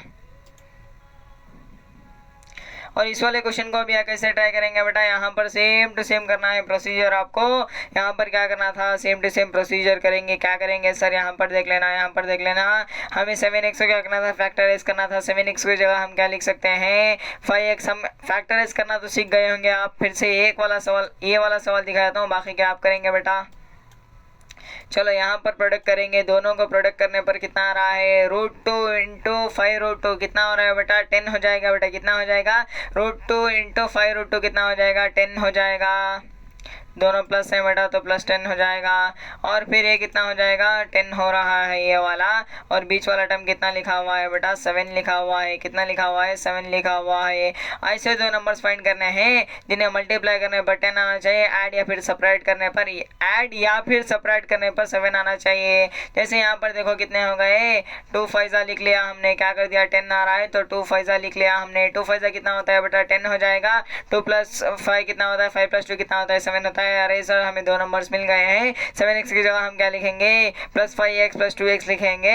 +5x + 2x हमने लिख दिया है। इन दोनों में क्या कॉमन है बेटा, x कॉमन है तो x कॉमन काटा। इन दोनों में क्या कॉमन है बेटा, इन दोनों में √2 कॉमन है तो √2 हमने काटा। तो यहाँ से क्या मिल रहा है बेटा, और फिर इन दोनों टर्म्स में से क्या कॉमन है बेटा, √2x + 5 कॉमन है तो हम इन दोनों, इन्हें बाहर काटा और यहाँ पर क्या बच गया उसे हमने यहाँ लिख दिया और दोनों को 0 के साथ इक्वेट कर दिया तो हमें 2 सोल्यूशन यहाँ से मिल जाएंगे। बिल्कुल बढ़िया सर, लेकिन फैक्टराइज करना आपको आना पड़ेगा बेटा। नेक्स्ट क्वेश्चन देखेंगे बेटा, यहाँ पर भी क्या करना है, यहाँ पर देखना बेटा, यहाँ पर देखना, यहाँ पर 1/8 लिखा हुआ है तो पूरे इक्वेशन को हम क्या कर देंगे, ×8 कर देंगे। पूरे इक्वेशन को ×8 कर देंगे। अगर हमने पूरे इक्वेशन को ×8 कर दिया तो ये कितना हो जाएगा, 16 हो जाएगा। ये कितना हो जाएगा, -8 हो जाएगा। यहाँ पर 1 मिल जाएगा बेटा और ऐसी वाली इक्वेशन मिल जाएगी। और -8 को हम क्या लिख सकते हैं बेटा, यहाँ पर फैक्टराइज आपको करना है बेटा। फैक्टराइज करने का फंडा मैंने आपको समझा दिया है। -8 को हमने क्या कर दिया, -4 8 -4x कर दिया, तो यहाँ पर क्या करेंगे कॉमन काटेंगे 4x, यहाँ से कॉमन क्या काटेंगे -1 काटेंगे और फिर इन दोनों में से कॉमन काटेंगे, दोनों को 0 के साथ इक्वेट कर देंगे, आंसर काटेंगे। सर बढ़िया बढ़िया सर, समझ में आ गया है। लेकिन आपको क्या करना था, फैक्टराइज करना आपका काम है बेटा, फैक्टराइज आप करेंगे। इस वाले इक्वेशन में क्या करना था आपको, यहाँ पर भी फैक्टराइज करना पड़ा था, -20 को आपको फैक्टराइज करना पड़ा था। -20 को हम क्या लिखेंगे यहाँ पर -10x लिखेंगे, -10x हमने लिख दिया है। और फिर हम क्या करेंगे बेटा, इनमें से कॉमन काटेंगे और इनमें से कॉमन काटेंगे और फिर ये पूरे टर्म से जो कॉमन निकला यहाँ पर लिख देंगे और यहाँ पर जो बचा उसे लिख दिया, दोनों को 0 के साथ इक्वेट कर दिया और यहाँ पर हमें x के 2 वैल्यूज मिल गए। अरे हाँ, सिंपल था। इस वाले इक्वेशन को क्या करना था, यहाँ पर देखो आपको यहाँ पर इससे क्रॉस मल्टीप्लाई करना था और फिर यहाँ से जो डिनोमिनेटर मिला इसको पहले सॉल्व करेंगे और फिर इसके साथ सॉल्व करेंगे और फिर पूरे टर्म को क्या करेंगे हम यहाँ पर क्वाड्रेटिक इक्वेशन के स्टैंडर्ड फॉर्म में लेके आएंगे और फिर सॉल्व करेंगे बेटा। अच्छा क्वेश्चन है, ट्राई करना। इस ए वाला क्वेश्चन भी आप ट्राई करेंगे बेटा। चलिए आप क्वाड्रेटिक फार्मूला की तरफ बढ़ते हैं बेटा। क्वाड्रेटिक फार्मूला क्या कहता है, क्वाड्रेटिक फार्मूला हम जानते हैं x = -b + और minus √b² - 4ac divided by 2a, यानी कि हमें रूट्स मालूम करने हैं इस इक्वेशन के यूजिंग क्वाड्रेटिक फार्मूला। तो कैसे करेंगे सर, हम यहाँ पर क्या करेंगे, सबसे पहले standard form of quadratic equation को लिख देते हैं, ax² plus bx plus c = 0 है बेटा। हम जानते हैं स्टैंडर्ड फॉर्म हम कभी भी नहीं भूलेंगे, x² plus bx plus c = 0 हो जाएगा। और फिर यहाँ पर देखना क्या स्टैंडर्ड फॉर्म में है, अरे हाँ सर स्टैंडर्ड फॉर्म में है। x² के कोएफिशिएंट को हम a कहते थे, x² का कोएफिशिएंट यहाँ पर 1 है तो हम a = 1 लिख देंगे। सर हम x के कोएफिशिएंट को b कहते थे, तो यहाँ पर x के कोएफिशिएंट क्या है बेटा, यहाँ पर 5 है, तो यहाँ पर कितना हो जाएगा, b = 5 हो जाएगा और c कितना हो जाएगा बेटा, कांस्टेंट 2 हो जाएगा। और फिर हम क्या करेंगे, यहाँ पर श्रीधराचार्य का फॉर्मूला लगाएंगे, ये वाला फार्मूला। अगर हमने ये वाला फार्मूला लगा दिया तो हम क्या करना है, विद साइन यहाँ पर वैल्यूज रखेंगे, हम विद साइन वैल्यूज हमने रख दिया तो कितना हो जाएगा, b की वैल्यू, a की वैल्यू, c की वैल्यू सब्स्टिट्यूट करना है, सब्स्टिट्यूट करेंगे और फिर रूट वाले टर्म को क्या करेंगे, सबसे पहले सॉल्व करेंगे। रूट वाले टर्म को हमने सबसे पहले सॉल्व किया तो ये कितना आ गया बेटा, 17 आ गया, √17 आ गया। 17 का रूट काटने की जरूरत नहीं है बेटा। यहाँ पर देखना इतना तो आपने सॉल्व कर दिया, लेकिन फॉर्मूले में क्या था बेटा, प्लस और माइनस था, प्लस और माइनस था। एक बार हम क्या कर देंगे, यहाँ पर इसे प्लस में लिख देंगे, बीच वाले टर्म को। यहाँ पर देखना बीच में प्लस और माइनस था बेटा, एक बार हमने प्लस में लिख दिया, एक बार हमने माइनस में लिख दिया। समझ में आ गया है सर? सर हम नॉर्मली सॉल्व करेंगे प्लस और माइनस ये रखकर, एक बार हम क्या करेंगे, प्लस में लेंगे, एक बार हम माइनस में ले लेंगे। सर समझ में आ गया है? नेक्स्ट क्वेश्चन देख लेना बेटा। यहाँ पर एक इक्वेशन दे रखी है, क्वाड्रेटिक फार्मूला के यूज करेंगे और फिर हम यहाँ पर क्या करेंगे, वैल्यू काटेंगे बेटा। यहाँ पर देखना a की वैल्यू कितनी थी, 2 थी, बिल्कुल बढ़िया सर, हमें समझ में आ गया है। लेकिन यहाँ पर देखना a की वैल्यू तो मिल गई, b की वैल्यू -5 है बेटा। क्यों आई सर -5? यहाँ पर देखो, यहाँ पर स्टैंडर्ड फॉर्म में ax² प्लस bx आता था, प्लस bx आता था। अगर हमने इसे प्लस -5x लिखा, प्लस -5x लिखा तो b की वैल्यू -5 हो जाएगी, c की वैल्यू कितनी हो जाएगी बेटा, 3 हो जाएगी। यहाँ पर साइन में बहुत ज़्यादा बच्चे कंफ्यूज होते हैं, साइन में आपको कंफ्यूज नहीं है, विद साइन लिखना है बेटा वैल्यूज। और तीनों वैल्यूज को हम क्वाड्रेटिक फार्मूला में रखेंगे बेटा, विद साइन रखेंगे। सॉल्व होते बेटा हमें ये वाला टर्म मिल जाएगा, √1 निकालेंगे तो 1 आ जाएगा। यहाँ पर देखना प्लस और माइनस था, एक बार हमने क्या ले लिया, प्लस ले लिया, एक बार हमने माइनस ले लिया, एक बार हमने प्लस ले लिया, एक बार हमने माइनस ले लिया बेटा। तो हम क्या करेंगे, इसे 5 + 1 6/4 हो रहा है, यानी कि 3/2 हो जाएगा। 5 - 1/4 हो रहा है, यानी कि 4/4 = 1 हो जाएगा बेटा, यानी कि दोनों वैल्यूज हमें यहाँ पर मिल गए हैं। इस वाले इक्वेशन को फैक्टराइजेशन से भी ट्राई कर सकते थे बेटा, लेकिन जो मेजॉरिटी ऑफ द क्वेश्चंस होते हैं ना बेटा, वो फार्मूला मेथड से इजीली सॉल्व हो जाते हैं बेटा। बस आपको रूट काटने आना चाहिए बेटा आपको। यहाँ पर क्या करना था, रूट्स करना था। फिर से हम क्या करेंगे, a की वैल्यू, b की वैल्यू, c की वैल्यू लिखेंगे। a की वैल्यू हमें 1 मिल रही है, c की वैल्यू -3 मिलेगी बेटा, b की वैल्यू -3 मिलेगी, c की वैल्यू -10 मिलेगी बेटा। तो हम क्या करेंगे, यहाँ से इस वाले फॉर्मूले में सब वैल्यू रखेंगे, विद साइन रखेंगे बेटा और सॉल्व करते जाएंगे और फिर हमें क्या मिल जाएगा बेटा, यहाँ पर प्लस और -7 मिल रहा है। तो हम क्या करेंगे, एक बार प्लस ले लेंगे, एक बार माइनस ले लेंगे, एक बार हमने प्लस ले लिया, एक बार हमने माइनस ले लिया। 3 + 7/2 हो रहा है यानी कि 5 हो जाएगा, 3 - 7/2 हो रहा है यानी कि कितना हो जाएगा, -2 हो जाएगा। बिल्कुल बढ़िया सर। ये वाली इक्वेशन को भी क्वाड्रेटिक फार्मूला से सॉल्व करना था। ए की वैल्यू यहाँ पर 1 है, बी की वैल्यू -2 है और यहाँ पर सी की वैल्यू 3 है। तो फार्मूला में डालेंगे, विद साइन डालेंगे, आंसर काटते जाएंगे सर। लेकिन हमें प्रॉब्लम हो गई है यहाँ पर, क्योंकि यहाँ पर जो है रूट के अंदर माइनस आ गया। अगर रूट के अंदर माइनस आ रहा है बेटा, इसके रियल रूट्स एग्जिस्ट नहीं करते, इसके इमेजिनरी रूट्स एग्जिस्ट करेंगे बेटा। तो आप क्या कर देंगे, रूट के अंदर के माइनस को वैसे ही छोड़ देंगे, रूट के अंदर के माइनस को वैसे ही छोड़ना है। आगे सॉल्व आपको नहीं करना है बेटा, समझ में आ गया होगा आपको। और यहाँ पर कितना हो जाएगा बेटा, प्लस और माइनस दे रखा है। एक बार प्लस में लिखेंगे, एक बार माइनस में लिखेंगे, लेकिन रूट के अंदर के माइनस को वैसे ही रहना देना है बेटा। इतना ही आप खत्म कर देंगे तो आपको इजीली मार्क्स मिल जाएंगे बेटा। एक discriminant and nature of the roots काटेंगे बेटा। डिस्क्रिमिनेंट काटने का फंडा क्या होता है सर, डिस्क्रिमिनेंट हम जानते हैं b² - 4ac होता है और डिस्क्रिमिनेंट की वैल्यू 0 से बड़ी आ रही है यानी कि पॉजिटिव आ रही है, तो क्या होते हैं, रियल एंड डिस्टिंक्ट रूट्स हो जाते हैं यानी कि डिफरेंट रूट्स मिलेंगे, दोनों अलग अलग रूट्स मिलेंगे। अगर डिस्क्रिमिनेंट की वैल्यू 0 के इक्वल हो रही है तो रियल इक्वल रूट्स मिलेंगे बेटा, यानी कि x की वैल्यू दोनों भी इक्वल हो जाएंगे। अगर x की वैल्यू जो है माइनस में आ रही है, अगर x की वैल्यू माइनस में मिलेगी तो हम क्या कहेंगे बेटा, अगर x की वैल्यू माइनस में मिल रही है तो उसके इमेजिनरी रूट्स होंगे बेटा, रियल रूट्स नहीं रहेंगे। यहाँ पर देखना बेटा, माइनस में मिली थी root, under root of minus मिल रहा था यानी कि इसके रियल रूट्स एग्जिस्ट नहीं करेंगे, इसके इमेजिनरी रूट्स एग्जिस्ट करेंगे बेटा। बिल्कुल बढ़िया सर। यहाँ पर देख लो, यहाँ पर देख लो, यहाँ पर देख लो,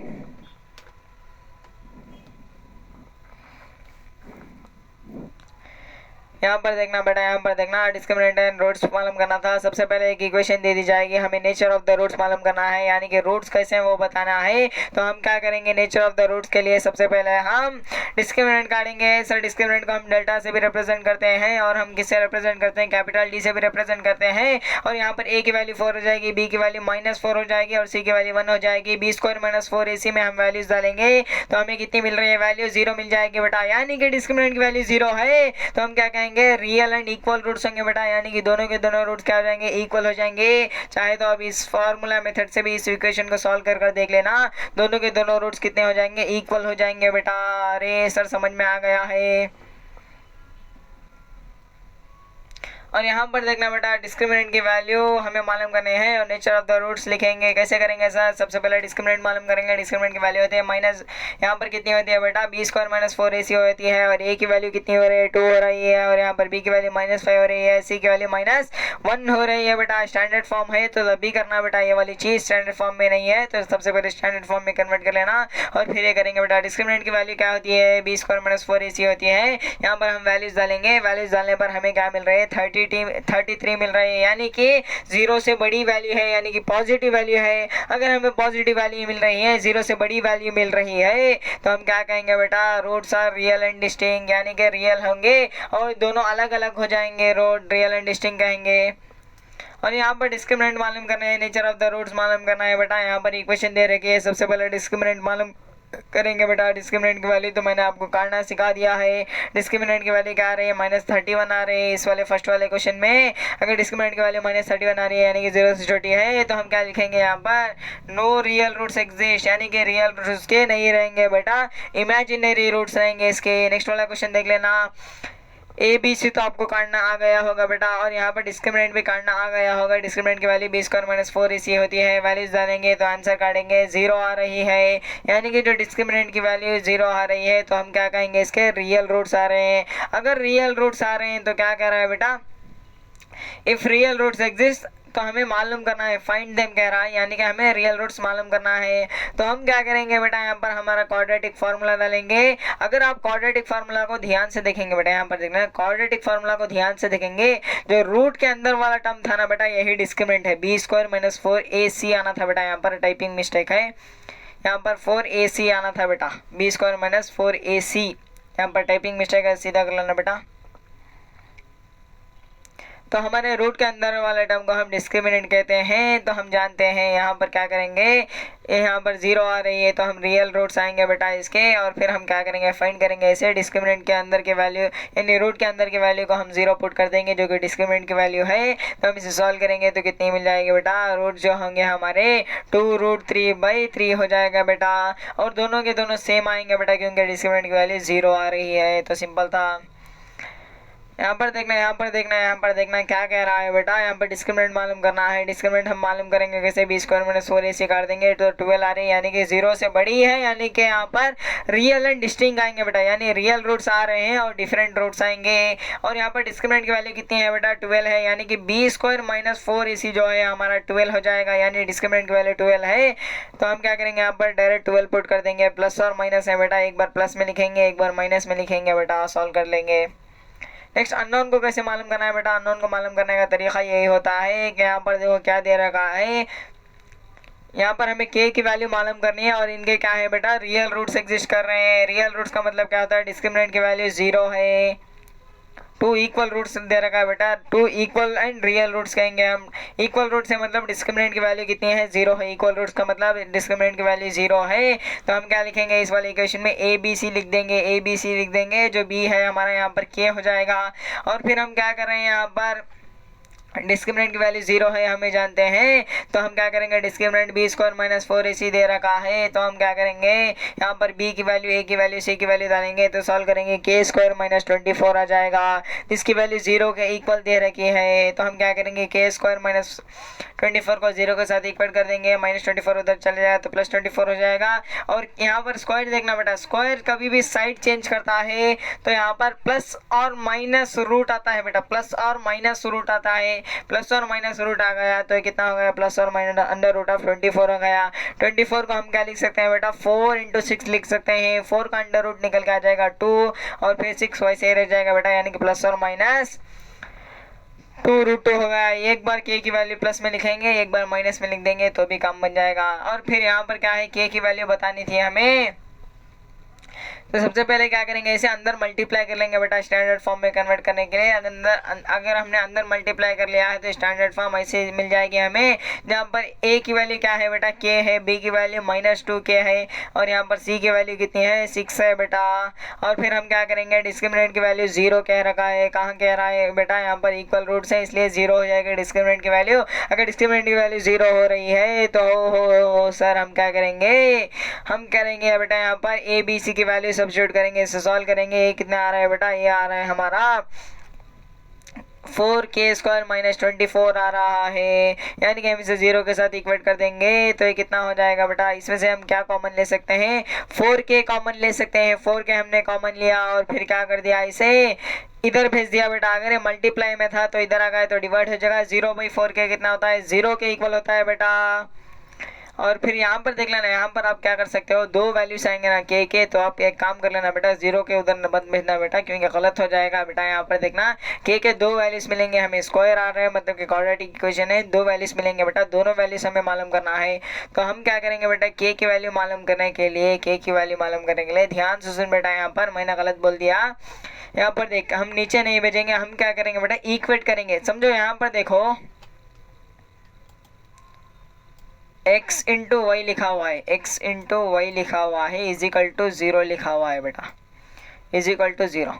इससे हम क्या कंक्लूड कर सकते हैं, या तो जो हमारा x है वो 0 के इक्वल है और या तो y जो है वो 0 के इक्वल है। अगर इन दोनों में से कोई भी एक नंबर भी 0 के इक्वल होता है तो हमें आंसर मल्टीप्लाई होकर 0 मिल जाता है। तो यही फंडा हम यहाँ लगाएंगे। 4k को एक बार 0 के साथ इक्वेट कर देंगे, k - 6 को हम 0 के साथ इक्वेट कर देंगे। थोड़ा मैंने गलत बोल दिया बेटा क्योंकि मैं समझा यहाँ पर k की एक वैल्यू निकलेगी लेकिन 2 वैल्यूज निकलना चाहिए क्योंकि क्वाड्रेटिक इक्वेशन है। यहाँ पर देखना बेटा, 4k को हमने 0 के साथ इक्वेट कर दिया है और यहाँ पर k - 6 को 0 के साथ इक्वेट कर दिया है। यहाँ से k की वैल्यू क्या आ जाएगी बेटा, k की वैल्यू यहाँ से निकलेगी हमारी 0 निकल के आ जाएगी और यहाँ से कितनी +6 निकल के आ जाएगी। और यहाँ पर देखना बेटा, जो हमारी ये वैल्यू थी यानी कि k की जो 0 वैल्यू थी, ये जो है k की जो 0 वैल्यू थी ये सेटिस्फाई नहीं कर रही है इस इक्वेशन को।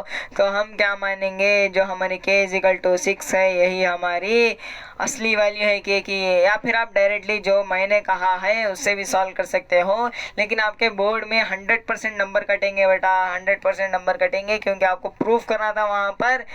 ये वाली जो 0 निकलेगी बेटा, ये वाले आप प्रूफ करेंगे बेटा, क्यों नहीं है ये वाला रीज़न लिखना पड़ेगा बेटा आपको। नहीं तो आप डायरेक्ट ऐसे भी कर सकते हो, 4k को नीचे भेज दिया जो कि मैंने कहा था, और यहाँ सी की वैल्यू +6 निकल के आ जाएगी। लेकिन एक वैल्यू मिलेगी k की, दूसरी वैल्यू भी तो है ना बेटा, दूसरी वैल्यू भी आपको निकाल के दिखाना पड़ेगा बेटा। और यहाँ पर application of quadratic equation on number digits and the fraction करेंगे बेटा। यहाँ पर देख लेना, आपको एक इक्वेशन क्या दे रखा है बेटा, बहुत ज़्यादा क्वेश्चन लेके आया हूँ, मैक्सिमम क्वेश्चन मैं कराऊंगा बेटा, आपको भी थोड़े थोड़े क्वेश्चन यहाँ पर ट्राई करने हैं बेटा। सबसे पहले देख लेना, यहाँ पर हमारे क्या लिखा हुआ है, 2 कॉन्जिक्यूटिव ऑड पॉजिटिव इंटीजर्स, यानी कि ऑड का मतलब क्या होता है, 1 3 5 7 9 11 13 15 17 19 21 23, ये वाले क्या है बेटा हमारे ऑड नंबर से। ऑड नंबर कैसे मिलते हैं सर, हमें ऑड नंबर मिलते हैं, कोई भी मैंने एक नंबर लिख लिया, यहाँ पर 5 ले लिया, 5 में क्या जोड़ने पर मुझे नेक्स्ट ऑड नंबर मिलेगा, 5 में 2 जोड़ने पर यानी कि 2 जोड़ने पर मुझे नेक्स्ट नंबर मिलेगा। अगर मैंने यहाँ पर ऑड नंबर 3 मान लिया, 3 में क्या जोड़ने पर मुझे नेक्स्ट नंबर मिलेगा, सर 3 में 2 जोड़ने पर मिल रहा है। अगर मैंने ऑड नंबर x मान लिया तो दूसरा वाला ऑड नंबर कैसे मिलेगा, x में 2 जोड़ने पर मुझे मिलेगा। तो हम क्या कर देंगे, एक नंबर को क्या मान लेंगे, यहाँ पर देखना क्वेश्चन क्या कह रहा है, 2 odd positive integer whose sum of whose square is, यहाँ पर देखना बेटा स्क्वायर का जो सम है वो किसके इक्वल है बेटा, यहाँ पर 290 के इक्वल है। तो हम क्या करेंगे, एक यहाँ पर पॉजिटिव इंटीजर को x मान लेंगे, तो दूसरा कैसे मिलेगा बेटा, x में 2 ऐड करने से मिला है, यानी कि x + 2 हो जाएगा। यहाँ पर क्वेश्चन क्या कह रहा है, सम ऑफ हु स्क्वायर की, यानी कि हमें स्क्वायर करना है फिर ऐड करना है बेटा, यानी कि हम स्क्वायर करेंगे एक नंबर का और दूसरे वाले नंबर का भी स्क्वायर करेंगे और इन दोनों का ऐड करेंगे, तो किसके इक्वल आ रहा है बेटा, 290 के इक्वल आ रहा है, 290 के इक्वल आ रहा है। तो हम क्या करेंगे, यहाँ से इसे सॉल्व करेंगे बेटा, a + b होल स्क्वायर का फार्मूला डालेंगे और फिर हम सॉल्व करते जाएंगे। हम यहाँ पर एक क्वाड्रेटिक इक्वेशन मिल जाएगी। क्वाड्रेटिक इक्वेशन को या तो आप फैक्टराइजेशन मेथड से भी सॉल्व कर सकते हैं बेटा, या तो जो है आप फार्मूला मेथड से भी सॉल्व कर सकते हैं। मैं कौन सा प्रेफर करता हूँ बेटा, मैं हमेशा कहता हूँ बच्चों को कि वो क्वाड्रेटिक फार्मूला मेथड से जाएं, आपका टाइम बचेगा बेटा, फैक्टर्स को आपको काटने में बेटा दिक्कत हो सकती है बेटा। यहाँ पर देखना 143 आ गया, तो आप क्या सोचेंगे 143 के कौन से टेबल में आएगा, आप क्या सोचेंगे ये 13 के टेबल में आ रहा है, ये 11 के टेबल में आएगा, इतना आपको सोचना पड़ेगा बेटा। लेकिन आप क्या करोगे, अगर आपने क्वाड्रेटिक फार्मूला लगा दिया है तो आपको क्या कर देगा, ये बचा के निकाल देगा बेटा, आपका टाइम मैक्सिमम जो होता है ना बेटा फैक्टर्स फाइंड करने में निकल जाएगा। तो आप अच्छी तरीके से यहाँ पर क्या जानते हो, फार्मूला जानते हो तो फार्मूला मेथड लगा देंगे। लेकिन इस क्वेश्चन में क्या लगाया है, फैक्टराइजेशन लगाया है, +13 और -11 यहाँ पर फैक्टर्स बन जाएंगे 2 के। तो इसे सॉल्व करेंगे तो हमें आंसर कितना मिल जाएगा, x मिल जाएगा और यहाँ x की वैल्यू जो है 11 मिल जाएगी और फिर हमें यहाँ पर क्या मिल जाएगा, -13 मिल जाएगा। लेकिन सर हम फैक्टराइजेशन हमें करना अच्छी तरीके से नहीं आता। देखो बेटा छोटे इक्वेशन को फैक्टराइजेशन मेथड से आप इजीली सॉल्व कर सकते हैं, लेकिन जो बड़े बड़े इक्वेशन आ रहे हैं जैसे यहाँ पर 143 आ गया, तो आप क्या करोगे बेटा, यहाँ पर ज़्यादा नहीं सोचना है, आपको a की वैल्यू लिखना है, b की वैल्यू लिखना है, c की वैल्यू लिखना है, डायरेक्ट क्वाड्रेटिक फार्मूला में चले जाएंगे। बस आपको एक दिक्कत आ सकती है क्वाड्रेटिक फार्मूला में, बस आपको परफेक्ट स्क्वायर नंबर्स पता होने चाहिए बेटा, या फिर परफेक्ट स्क्वायर नंबर्स नहीं पता है आपको तो आपको स्क्वायर निकालना आना चाहिए बेटा। समझ में आ गई होगी बेटा बात, आपको क्वाड्रेटिक फार्मूला से काफ़ी आसानी होगी बेटा सॉल्व करने में।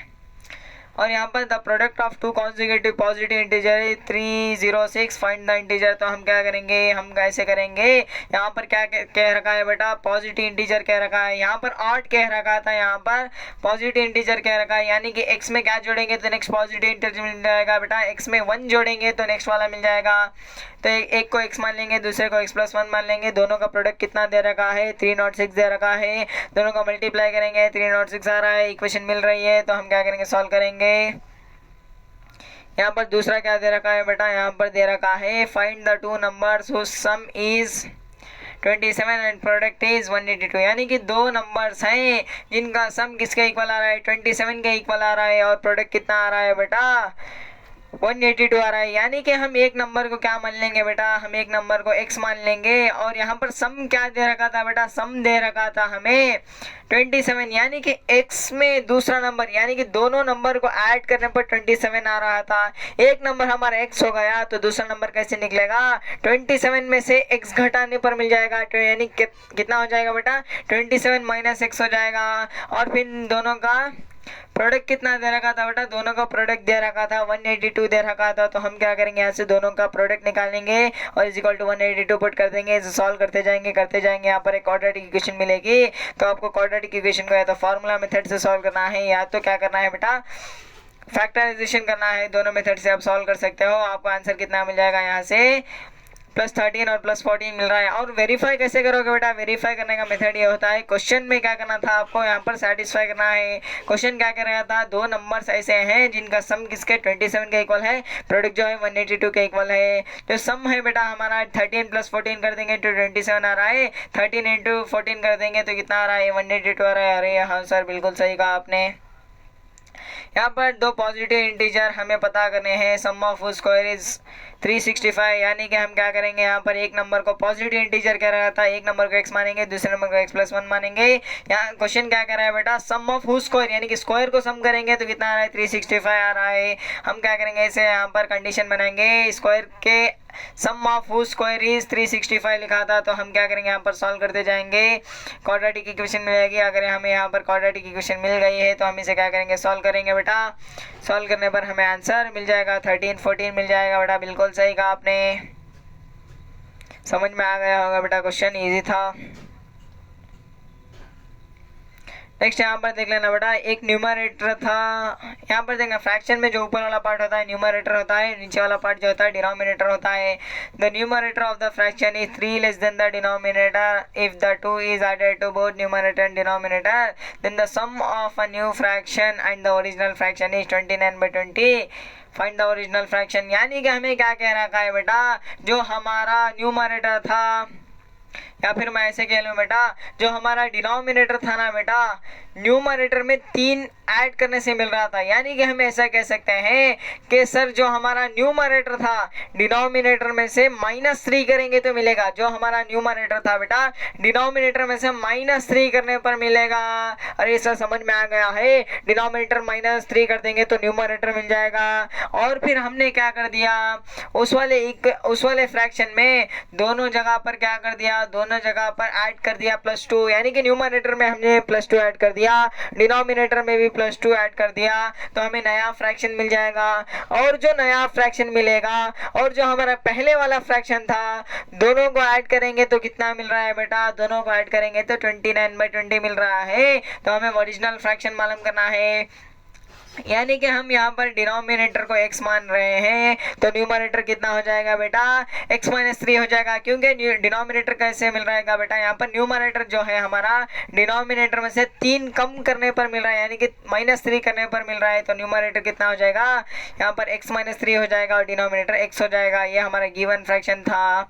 यहाँ से तो कंडीशन आपको समझ में आ गई होगी। और दूसरी कंडीशन ये कह रहा है कि हमने क्या कर दिया, न्यूमरेटर में और डिनोमिनेटर में दोनों जगह पर +2 कर दिया, तो हमें नया फ्रैक्शन मिलेगा। यानी कि हम क्या करें, दोनों जगह पर +2 कर देंगे, +2 कर लिया तो हमें एक नया यहाँ पर फ्रैक्शन मिल गया। और फिर कह रहा है जो नया फ्रैक्शन है और हमारे पास जो ओरिजिनल फ्रैक्शन था, दोनों का ऐड करने पर कितना आ रहा है, 29/20 आ रहा है। तो हम क्या करेंगे, दोनों का ऐड कर देंगे, 29/20 लिख देंगे और फिर हम इसे सॉल्व करेंगे बेटा। सॉल्व करेंगे, क्रॉस मल्टीप्लाई करेंगे, एलसीएम मेथड लगाना था आपको। यहाँ पर सॉल्व करते जाना है, करते जाना है, करते जाना है। आपको क्या मिलेगी बेटा, यहाँ पर क्वाड्रेटिक इक्वेशन मिलेगी। यहाँ पर देखना बेटा, क्वाड्रेटिक इक्वेशन जो है बेटा काफ़ी भयानक लग रही है बेटा, काफ़ी खतरनाक लग रही है। इतने बड़े बड़े नंबर, तो फैक्टराइजेशन से अगर आप फाइंड करने बैठेंगे तो आपका 3 घंटे में नहीं बेटा, आपका 7 घंटे में पेपर होने वाला है बेटा।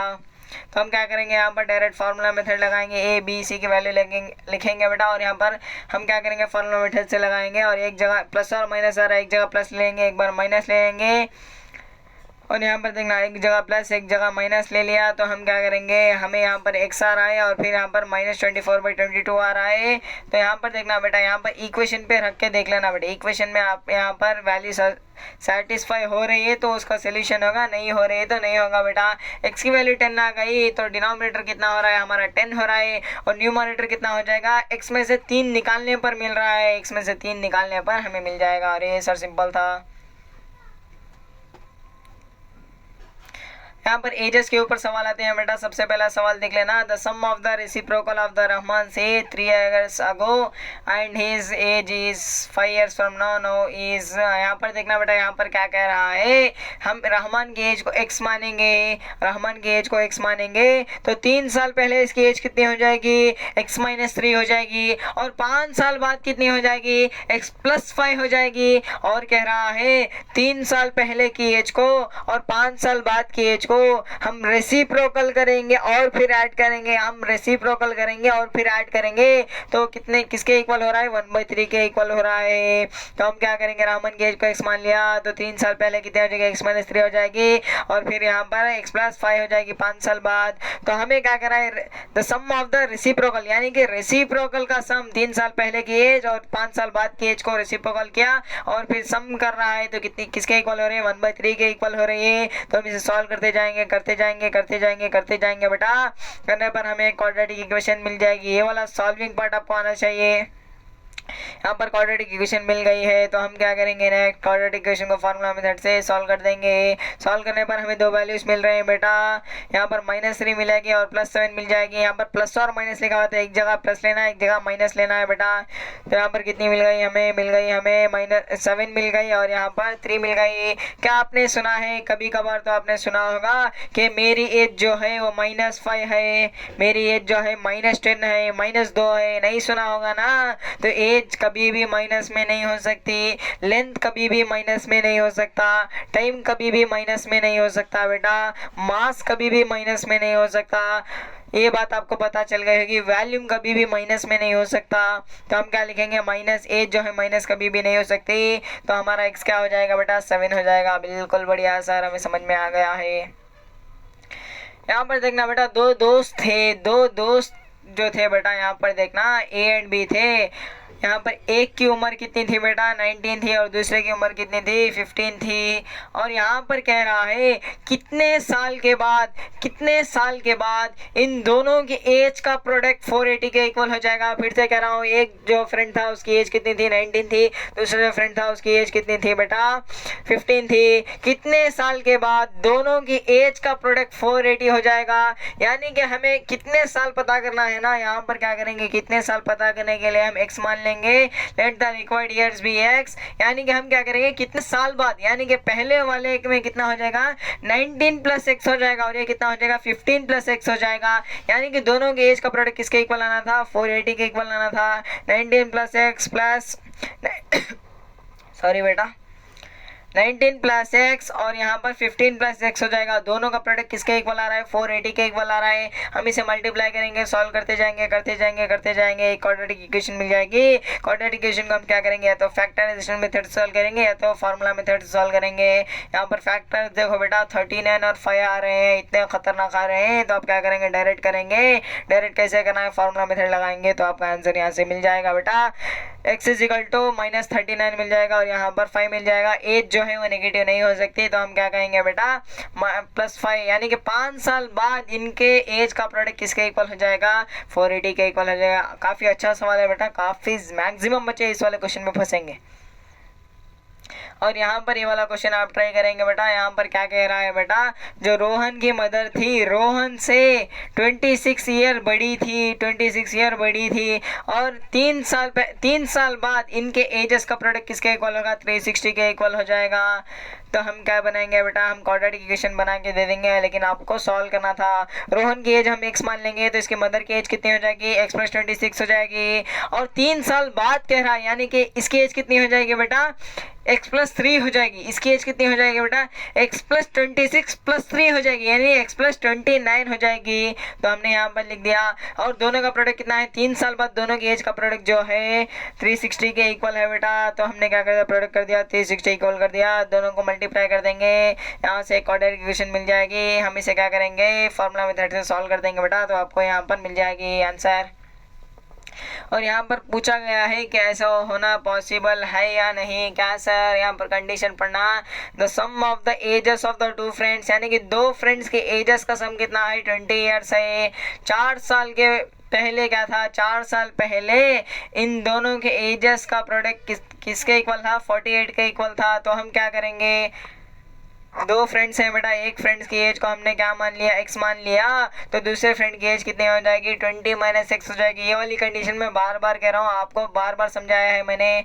जैसे मैंने पेन का एग्जांपल देके समझाया था, आपको मार्बल का एग्जांपल देके समझाया था, दोनों को मिलाकर 20 हो रही है। तो अगर हमने एक को x मान लिया, दूसरे की कितनी हो जाएगी, 20 - x हो जाएगी।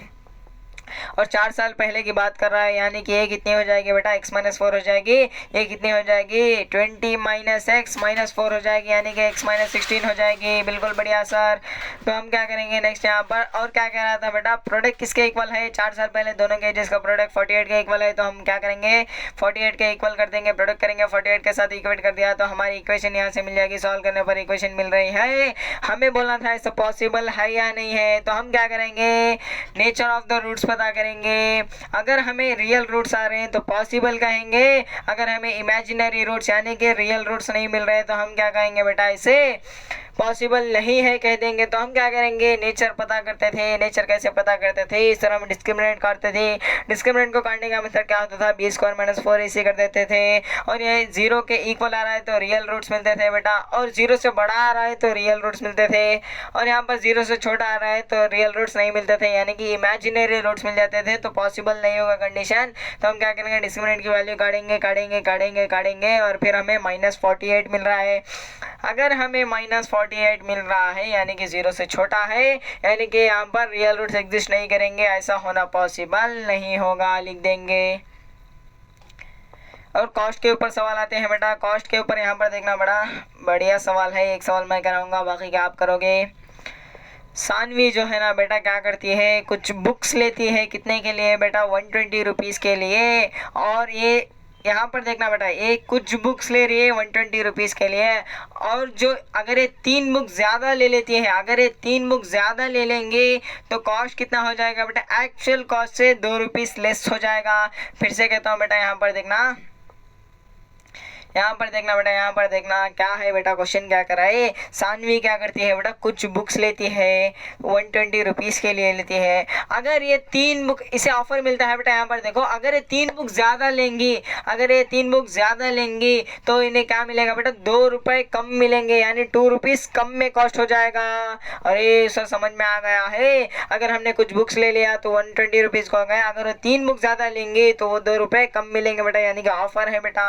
तो हम क्या लिखेंगे, यहाँ पर क्या लिखेंगे, हमें क्या पता करना था कि सानवी ने कितने बुक्स बाय किए, और फिर यहाँ पर एक बुक का कॉस्ट बताना था। तो आपको क्या करेंगे, सबसे पहले सानवी ने कितने बुक्स लिए हैं, यहाँ पर क्या क्या, क्या लिख देंगे बेटा, हम यहाँ पर सानवी जो है x बुक्स लेती हैं, यानी कि हम एक बुक का कॉस्ट कैसे काटते हैं बेटा, एक बुक, समझ गया बेटा। यहाँ पर देखना, तूने 5 चॉकलेट 10 रुपए के लिए लिए, 5 चॉकलेट लिए और फिर तूने 10 रुपए दे दिए। एक चॉकलेट का कितना कॉस्ट होगा बेटा, 10/5 हो जाएगा, यानी कि 2 हो जाएगा बेटा। बिल्कुल बढ़िया कहा मैंने। अगर तूने 5 चॉकलेट 10 रुपए के लिए लिए हैं तो एक चॉकलेट 2 रुपए का हो जाएगा, ऐसे काटते थे।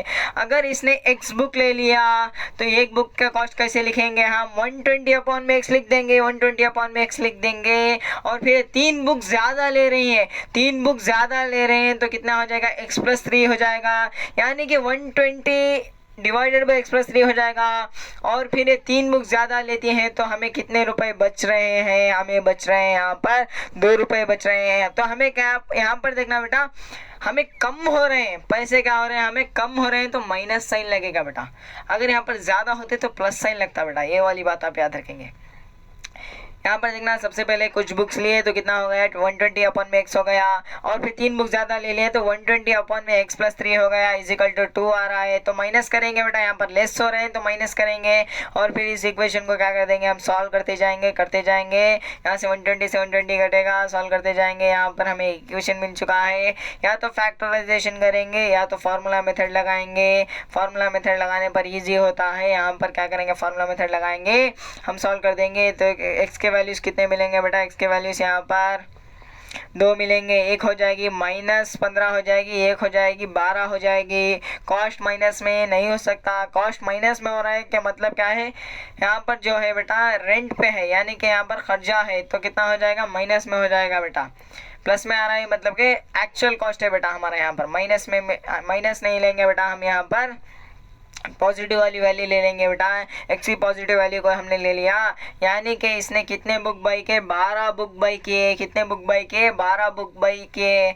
और कॉस्ट कितना पड़ रहा था इसे, 120। मैंने क्या कहा, आपने क्या लिया, 10 रुपये के लिए 5 चॉकलेट ले लिए। एक चॉकलेट कितना हो जाएगा, 10/5 यानी कि 2 हो जाएगा। यानी कि हम क्या कर रहे हैं, 12 बुक ले 120 रुपये के लिए, एक बुक कितनी हो जाएगी, 120/12 यानी कि 10 रुपये की हो जाएगी। समझ में आ गया है क्वेश्चन। ये वाला क्वेश्चन आप ट्राई करेंगे बेटा। यहाँ पर क्या कर रहा है बेटा, एक स्टूडेंट है जो क्या कर रहा है, कुछ बुक्स ले रहा है बेटा, जो कि कितने के लिए, 60 रुपए के लिए ले रहा है। अगर ये 5 बुक ज़्यादा लेता, 5 बुक ज़्यादा लेता तो उसे 1 रुपये क्या मिलता बेटा, कम पड़ जाते। 1 रुपये क्या पड़ जाते, कम पड़ जाते। तो हमें नंबर ऑफ बुक्स बताने हैं। नंबर ऑफ बुक को हमने x मान लिया, तो एक बुक का कितना हो जाएगा, 60/x हो जाएगा। तो हमें क्या कर रहा है, कंडीशन ये कह रही है कि एक बुक जो, अगर इन्हें 5 बुक ज़्यादा लेता तो कितने हो जाते, 1 रुपये लेस हो जाते। यानी कि क्या कह रहे हैं हम, 60/x, 60/में x+5 यानी कि 5 बुक ज़्यादा ले तो x+5 हो जाएगा। और हाँ सर बिल्कुल सही कहा आपने। लेस हो रहे हैं तो माइनस लगाएंगे, =1 लगा देंगे। 1 रुपये लेस हो रहे हैं बेटा, 1 रुपये लेस हो रहे हैं। तो हम क्या करेंगे, इसे सॉल्व करते जाएंगे।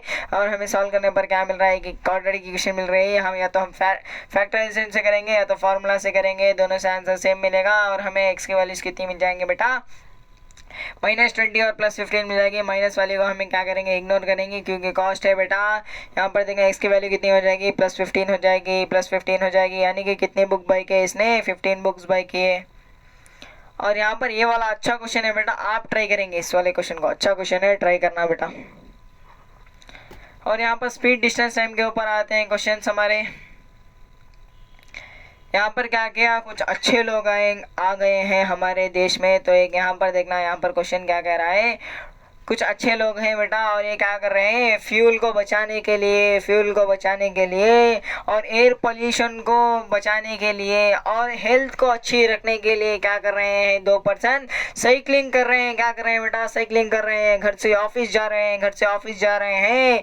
तो यहाँ पर देखना, जो पर्सन ए था हमारा, पर्सन ए एंड बी थे, क्या कर रहे हैं, बाइसाइकिल राइड कर रहे हैं। ऑफिस से घर का डिस्टेंस कितना है बेटा, 12 किलोमीटर दे रखा है। कितना दे रखा है, 12 किलोमीटर दे रखा है। As the cycling speed of B is 2 km/h more than the A, B take 30 minute less than. यहाँ पर देखना बेटा, क्वेश्चन को बड़ी ध्यान से समझना बेटा, ऐसे वाले क्वेश्चन बहुत ज़्यादा आते हैं। समझ बेटा, मैं चल रहा हूँ 40 की स्पीड से, तू चल रहा है 20 की स्पीड से। कौन जल्दी पहुँचेगा बेटा, मैं जल्दी पहुँचूंगा। कौन ज़्यादा टाइम लेगा बेटा, तू ज़्यादा टाइम ले लेगा। और फिर यहाँ पर देखना, समझ, मैं 40 की स्पीड से जा रहा हूँ तो 20 की स्पीड से जा रहा है। मैं 40 मिनट में कुछ डिस्टेंस जा रहा हूँ तो 20 मिनट में जल्दी जा रहा है बेटा। कौन जल्दी चले जाएगा बेटा, मैं चले जाऊँगा। और फिर कौन बाद में आएगा बेटा, तू आएगा। दोनों के बीच में टाइम डिफरेंस कितना होगा बेटा, 20 मिनट्स हो जाएगा। अरे हाँ सर समझ में आ गया है, समझ में आ गया है, समझ में आ गया है। यानी कि मैं क्या कह दूंगा, अगर मैंने तेरी स्पीड से 20 की स्पीड बढ़ा ली, यानी कि तेरे पास कितनी थी स्पीड, 20 थी, मेरे पास 40 थी, यानी कि तेरी स्पीड से मैंने 20 की स्पीड बढ़ा ली, तो तेरे से मैंने 20 मिनट कम लिए, तेरे से मैंने 20 मिनट कम लिया। अरे हाँ सर हमें समझ में आ गया है। तो हम क्या करेंगे, यहाँ पर जो हमारा यहाँ पर क्या कह रहा है बेटा, 2 लोग थे, पर्सन ए पर्सन भी क्या कर रहे हैं, बाइसाइकिल राइड कर रहे हैं। दोनों कितना डिस्टेंस कवर कर रहे हैं बेटा, ऑफिस से घर तय कर रहे हैं बेटा। यहाँ पर डिस्टेंस कितना था, 12 किलोमीटर था बेटा। और यहाँ पर जो था, जो हमारा साइकिलिंग बी वाला था, बी वाला हमारा क्या कर रहा है, ए की स्पीड से 2 स्पीड बढ़ा रहा है, यानी 2 की स्पीड बढ़ा रहा है। समझ, ए की स्पीड जो थी कितनी थी बेटा, यहाँ पर 10 थी, तो ये कितने की स्पीड से जाएगा, 12 की स्पीड से। अगर इसकी 20 थी तो ये 22 की स्पीड से जाएगा बेटा। समझ में आ गया। अगर इसकी x थी तो इसकी कितनी हो जाएगी, x+2 हो जाएगी। बिल्कुल सही कहा आपने सर। तो ये 2 की स्पीड बढ़ाएगा तो 30 मिनट पहले पहुंचेगा, 30 मिनट कम टाइम लेगा बेटा, 30 मिनट कम टाइम लेगा। तो हमें क्या बताना है, ए की स्पीड और बी की स्पीड बताना है बेटा। स्पीड नहीं बताए हम, पर हमें टाइम बताना है। तो हम सॉल्व करेंगे इसे। हम क्या जानते हैं, speed is equal to distance upon में time, speed is equal to distance upon में टाइम। यहाँ पर लिखना speed is equal to speed is equal to distance upon में टाइम, डिस्टेंस अपॉन में टाइम हो जाएगा। और यहाँ पर टाइम को क्या लिख सकते हैं, टाइम को इधर भेजो, स्पीड को इधर ले सकते हो। Time is equal to distance upon में स्पीड लिख सकते हैं, जानते हैं सर हम। और यहाँ पर देखना बेटा मैं टाइम लिखूंगा, यानी कि जो हमारा जो पर्सन ए था, पर्सन ए की स्पीड कितनी थी, हम मान लेते हैं एक्स थी, पर्सन ए की स्पीड कितनी थी, एक्स थी। और बी जो है कितनी हो जाएगी, उसकी x+2 हो जाएगी, यानी 2 की स्पीड बढ़ाया है। समझ में आ गया होगा बेटा। आपको यहाँ पर टाइम लिखना है। टाइम क्या लिखोगे बेटा, time is equal to distance upon में स्पीड हो जाएगा, यानी कि टोटल डिस्टेंस कितनी है हमारी 12 है, स्पीड कितनी है सर इसकी x है, तो हम x लिख देंगे। और जो हमारा पर्सन बी था बेटा, पर्सन बी क्या कर रहा है, 2 की स्पीड बढ़ा रहा है, यानी कि x+2 हो जाएगा इसका। और यहाँ पर टाइम कितना हो जाएगा, 12 अपॉन में x+2 हो जाएगा, यानी कि डिस्टेंस अपॉन में टाइम स्पीड हो जाएगा x+2। सर समझ में आ गया है। नेक्स्ट हम क्या कर रहे हैं, नेक्स्ट ये कह रहा है अगर ये 2 की स्पीड बढ़ाएगा तो एक कम टाइम लेगा बेटा, यानी कि लेस टाइम लेगा। लेस का मतलब क्या लगेगा, माइनस लगेगा बेटा। अगर ये 2 की स्पीड बढ़ाएगा 30 मिनट लेस टाइम लेगा बेटा। तो हम क्या करेंगे, ओहो सर ऐसे तो हमने कॉस्ट में कर रखे थे, यानी कि हमें टाइम 1 यानी कि जो पर्सन ए का पहुंचने का टाइम है, और टाइम 2 यानी कि पर्सन 2 का पहुंचने का टाइम है, पर्सन ए पर्सन बी दोनों के पहुंचने के बीच का जो टाइम है बेटा वो कितना है, 30 मिनट है। यानी कि T1 माइनस T2 हम 30 मिनट लिख देंगे, T1 की वैल्यू सब्स्टिट्यूट करेंगे, T2 की वैल्यू सब्स्टिट्यूट करेंगे, और 30 मिनट को हम क्या लिख सकते हैं, 1/2 हावर लिखते हैं, 1/2 हावर में लिख सकते हैं बेटा। हावर में क्यों लिया बेटा, यहाँ पर देखना सारी वैल्यूज किलोमीटर पर हावर में दे रखे हैं, यहाँ पर भी किलोमीटर में दे रखी है, स्टैंडर्ड वैल्यूज लेना है बेटा। और यहाँ पर 30 मिनट्स में दे रखे, यहाँ पर हावर है, यहाँ पर भी हावर आ जाएगा, यहाँ पर भी हावर आ जाएगा। तो हमने क्या कर दिया, यहाँ पर भी हावर में कन्वर्ट कर दिया, 1/2 लिख दिया। तो हम क्या करेंगे, इसे सॉल्व करेंगे। ये वाला फंडा समझना बेटा, माइनस कब लगेगा बेटा, जब लेस हो रहा है, लेस हो रहा है मतलब कि लेस होगा तो कितना हो जाएगा, यहाँ पर माइनस साइन लगेगा। और फिर हम इसे क्या कर रहे हैं, सॉल्व कर रहे हैं, सॉल्व कर रहे हैं, सॉल्व कर रहे हैं, सॉल्व कर रहे हैं, तो हमें क्वाड्रेटिक इक्वेशन मिल जाएगी। ऐसी वाली इक्वेशन को आप फैक्टराइजेशन से इजीली यहाँ पर सॉल्व कर सकते हो बेटा, क्योंकि आप 48 जानते हो किसके टेबल में आएगा, 6 के टेबल में आएगा, 2 के टेबल में आएगा, 8 के टेबल में आएगा, और फिर 3 के टेबल में, 3 के टेबल में, 3 के टेबल में बेटा देख लेना बेटा 3 के टेबल में आता है कि नहीं, क्योंकि मैंने इतना ज़्यादा मैथमेटिक्स नहीं पढ़ा। तो आप जानते हैं 6 8 का कितना होता है, 48 हो जाता है बेटा। तो आप क्या करोगे, यहाँ से डायरेक्टली फैक्टराइज कर दोगे, plus 8x minus 6x minus 48 हो जाएगा। और यहाँ पर सॉल्व करते जाओगे, x के 2 वैल्यूज मिलेंगे, x is equal to minus 8 मिलेगा, x is equal to plus 6 मिलेगा। और यहाँ पर स्पीड जो है हमारी माइनस में नहीं हो सकती, स्पीड जो है हमारी माइनस में नहीं हो सकती। तो हम क्या करेंगे, स्पीड को प्लस मानेंगे। और यहाँ पर हमें टाइम करना था बेटा, टाइम करना था ए का और टाइम करना था बी का। तो हम ए का टाइम कर लेंगे, डिस्टेंस अपॉन में स्पीड, यानी कि डिस्टेंस 12 दे रखा है, तो ए की स्पीड कितनी है, x माना था हमने, ए की स्पीड को x माना। तो हम क्या कर देंगे, यहाँ से काट देंगे, 2 हावर आ जाएगा। और बी का क्या माना था बेटा, हमने x+2 माना था, यानी कि 6+2 हो जाएगा। 12 अपॉन 6+2 कितना हो रहा है, 1.5 हावर हो रहा है बेटा। सारी यूनिट एक में लेनी है बेटा। यहाँ पर ये वाला बढ़िया सवाल है बेटा, आपके टीचर्स का ये फेवरेट सवाल होता है बेटा। यहाँ पर देखना, यहाँ पर क्या कह रहा है, एक मोटर बोट थी, क्या थी बेटा, मोटर बोट थी, और इसकी जो स्पीड थी, यहाँ पर देखना बेटा कॉन्सेप्ट समझाता हूँ। सबसे पहले क्वेश्चन तो आप कर लेंगे, कॉन्सेप्ट समझ, फील ले बेटा, समझ। यहाँ पर क्या थी, एक नदी थी, एक क्या थी बेटा, यहाँ पर नदी थी। नदी कैसे बह रही थी बेटा, अप से डाउन जाएगी। आपने इतनी देर फिजिक्स पढ़ी होगी बेटा, जो पानी होगा हमारा कैसे जाएगा, अप पोजीशन से डाउन पोजीशन में चला जाएगा। यानी कि यहाँ पर मैं अप मान लेता हूँ, यहाँ पर मैं डाउन मान लेता हूँ, तो हायर कंसंट्रेशन से लोअर कंसंट्रेशन को चला जाएगा, यानी कि अप से डाउन चला जाएगा। समझ बेटा, समझ बेटा, समझ बेटा। यहाँ पर पानी कैसे जा रहा है, यहाँ पर देख सिचुएशन को समझ, पानी ऐसे जा रहा है बेटा, पानी ऐसे जा रहा है, अप से डाउन जा रहा है। अगर तू यहाँ पर समझ, तू यहाँ पर सिर्फ तेरी स्पीड समझ ले 0 की थी, और तूने क्या कर दिया, यहाँ पर एक बोट में सिर्फ बैठ गया बेटा, बोट में बैठ गया, तेरी स्पीड 0 थी, समझ बेटा 0 थी। तो तू किधर जाएगा बेटा, किधर जाएगा, तो जिस तरफ पानी जा रहा है उस डायरेक्शन में जाएगा। यानी हम क्या कहेंगे, इसे डाउन स्ट्रीम कहेंगे, यानी कि डाउन की तरफ पानी जा रहा था तो हम इसे डाउन स्ट्रीम कहेंगे। यानी कि तो तेरी स्पीड 0 रख रहा है, फिर भी तेरे पास स्पीड आ जाएगी बेटा, इसे हम रिलेटिव स्पीड कहते हैं बेटा, जो कि आप 11th में जाकर पढ़ोगे, इसे हम रिलेटिव स्पीड कहेंगे। अगर तू कुछ भी नहीं कर रहा था, कुछ भी फोर्स नहीं लगा, सिर्फ तू बैठ गया था बोट में, तब भी तू क्या करेगा, डाउन स्ट्रीम की तरफ बढ़ जाएगा। अरे हाँ सर, बिल्कुल सही कहा आपने। और फिर तूने क्या कर दिया, तू समझ, यहाँ पर कंडीशन समझ, तूने कुछ नहीं लगाया, फिर भी तू डाउन स्ट्रीम के तरफ जा रहा है, यानी कि तेरी स्पीड क्या करेगी, ऐसे इंक्रीज करेगी। जीरो से तो कुछ तो स्पीड होगी ना बेटा। अगर समझ पानी जो है 5 की स्पीड से जा रहा था, पानी जो है 5 की स्पीड से जा रहा था, तो तेरी स्पीड भी कितना हो जाएगी 5 की स्पीड से, तू भी चलने लगेगा। यानी कि 0 से 5 हो रहा है, यानी कि क्या डाउन स्ट्रीम में जो स्पीड क्या होती है, इंक्रीज होती है। डाउन स्ट्रीम में क्या होती है बेटा, स्पीड जो है इंक्रीज होती है। डाउन स्ट्रीम में क्या होती है, स्पीड इंक्रीज होती है। और यहाँ पर देखना बेटा, यहाँ पर देखना, और तेरे पास पानी ऐसे जा रहा था, अगर तो ऐसे जा रहा है, यहाँ पर तो स्पीड लगा रहा है बेटा, यहाँ पर समझ तो 40 की स्पीड लगा रहा है, और फिर तूने एक्सीलेटर छोड़ दिया, एक्सीलेटर अपना बोट का छोड़ दिया, तो समझ 40 की स्पीड से ऐसे जा रहा है, पानी ऐसे आ रहा है, तो ऐसे जा रहा है बेटा, तो तेरी स्पीड इंक्रीज होगी डिक्रीज होगी, जल्दी बताए, इंक्रीज होगी या फिर डिक्रीज होगी बेटा। जैसे जैसे तू इधर तरफ आगे बढ़ेगा तो तेरी स्पीड क्या हो जाएगी, डिक्रीज हो जाएगी। ये पानी की मैंने कंडीशन बता दी। अब अगर आप यहाँ पर एक काम कर लेते हैं, हम लैंड पर आ जाते हैं। लैंड समझ बेटा ऐसी थी, यहाँ पर समझना माउंटेन था बेटा, माउंटेन समझ लेते हैं।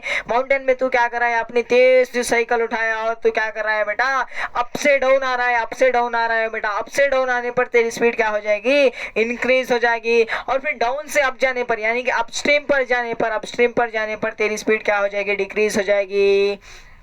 समझ में आएगी नहीं आया बेटा, जल्दी बता यार। कॉन्सेप्ट समझना बहुत ज़्यादा इंपॉर्टेंट है बेटा यहाँ पर। हालांकि ये वाला कॉन्सेप्ट मैं समझा चुका हूँ बेटा, फिर भी मैंने अच्छी तरीके से आपको बढ़िया तरीके से समझा दिया है।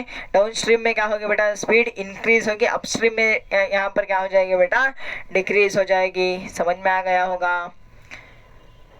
इसे हम रिलेटिव स्पीड में पढ़ेंगे बेटा, जब हम काइनेमेटिक्स शुरू करेंगे ना अपने क्लास 11 में जाकर। नेक्स्ट साल बढ़िया बढ़िया रैंकिंग प्रोड्यूस कर कर यहाँ से क्लास 10 में बढ़िया से रिजल्ट देंगे, स्टेट रैंक काटेंगे, ऑल इंडिया रैंक काटेंगे। काटने के बाद बढ़िया बढ़िया कॉलेज में चले जाएंगे या फिर बढ़िया बढ़िया स्कूल्स में चले जाएंगे। जो स्टेट के बच्चे हैं वो कॉलेज में जाएंगे, जो हमारे CBSE के बच्चे हैं वो कहाँ जाएंगे बेटा, स्कूल्स में ही रहेंगे अपने। समझ में आया कि नहीं आया बेटा, जल्दी बताया कॉन्सेप्ट। सर आज जाके क्लियर हुआ है ये कॉन्सेप्ट। हाँ बेटा मैं जानता हूँ यार। ये देख, यहाँ पर देखना, आपको ये फील लेनी पड़ेगी बेटा। फील नहीं लोगे तो आपको कुछ समझ में नहीं आएगा।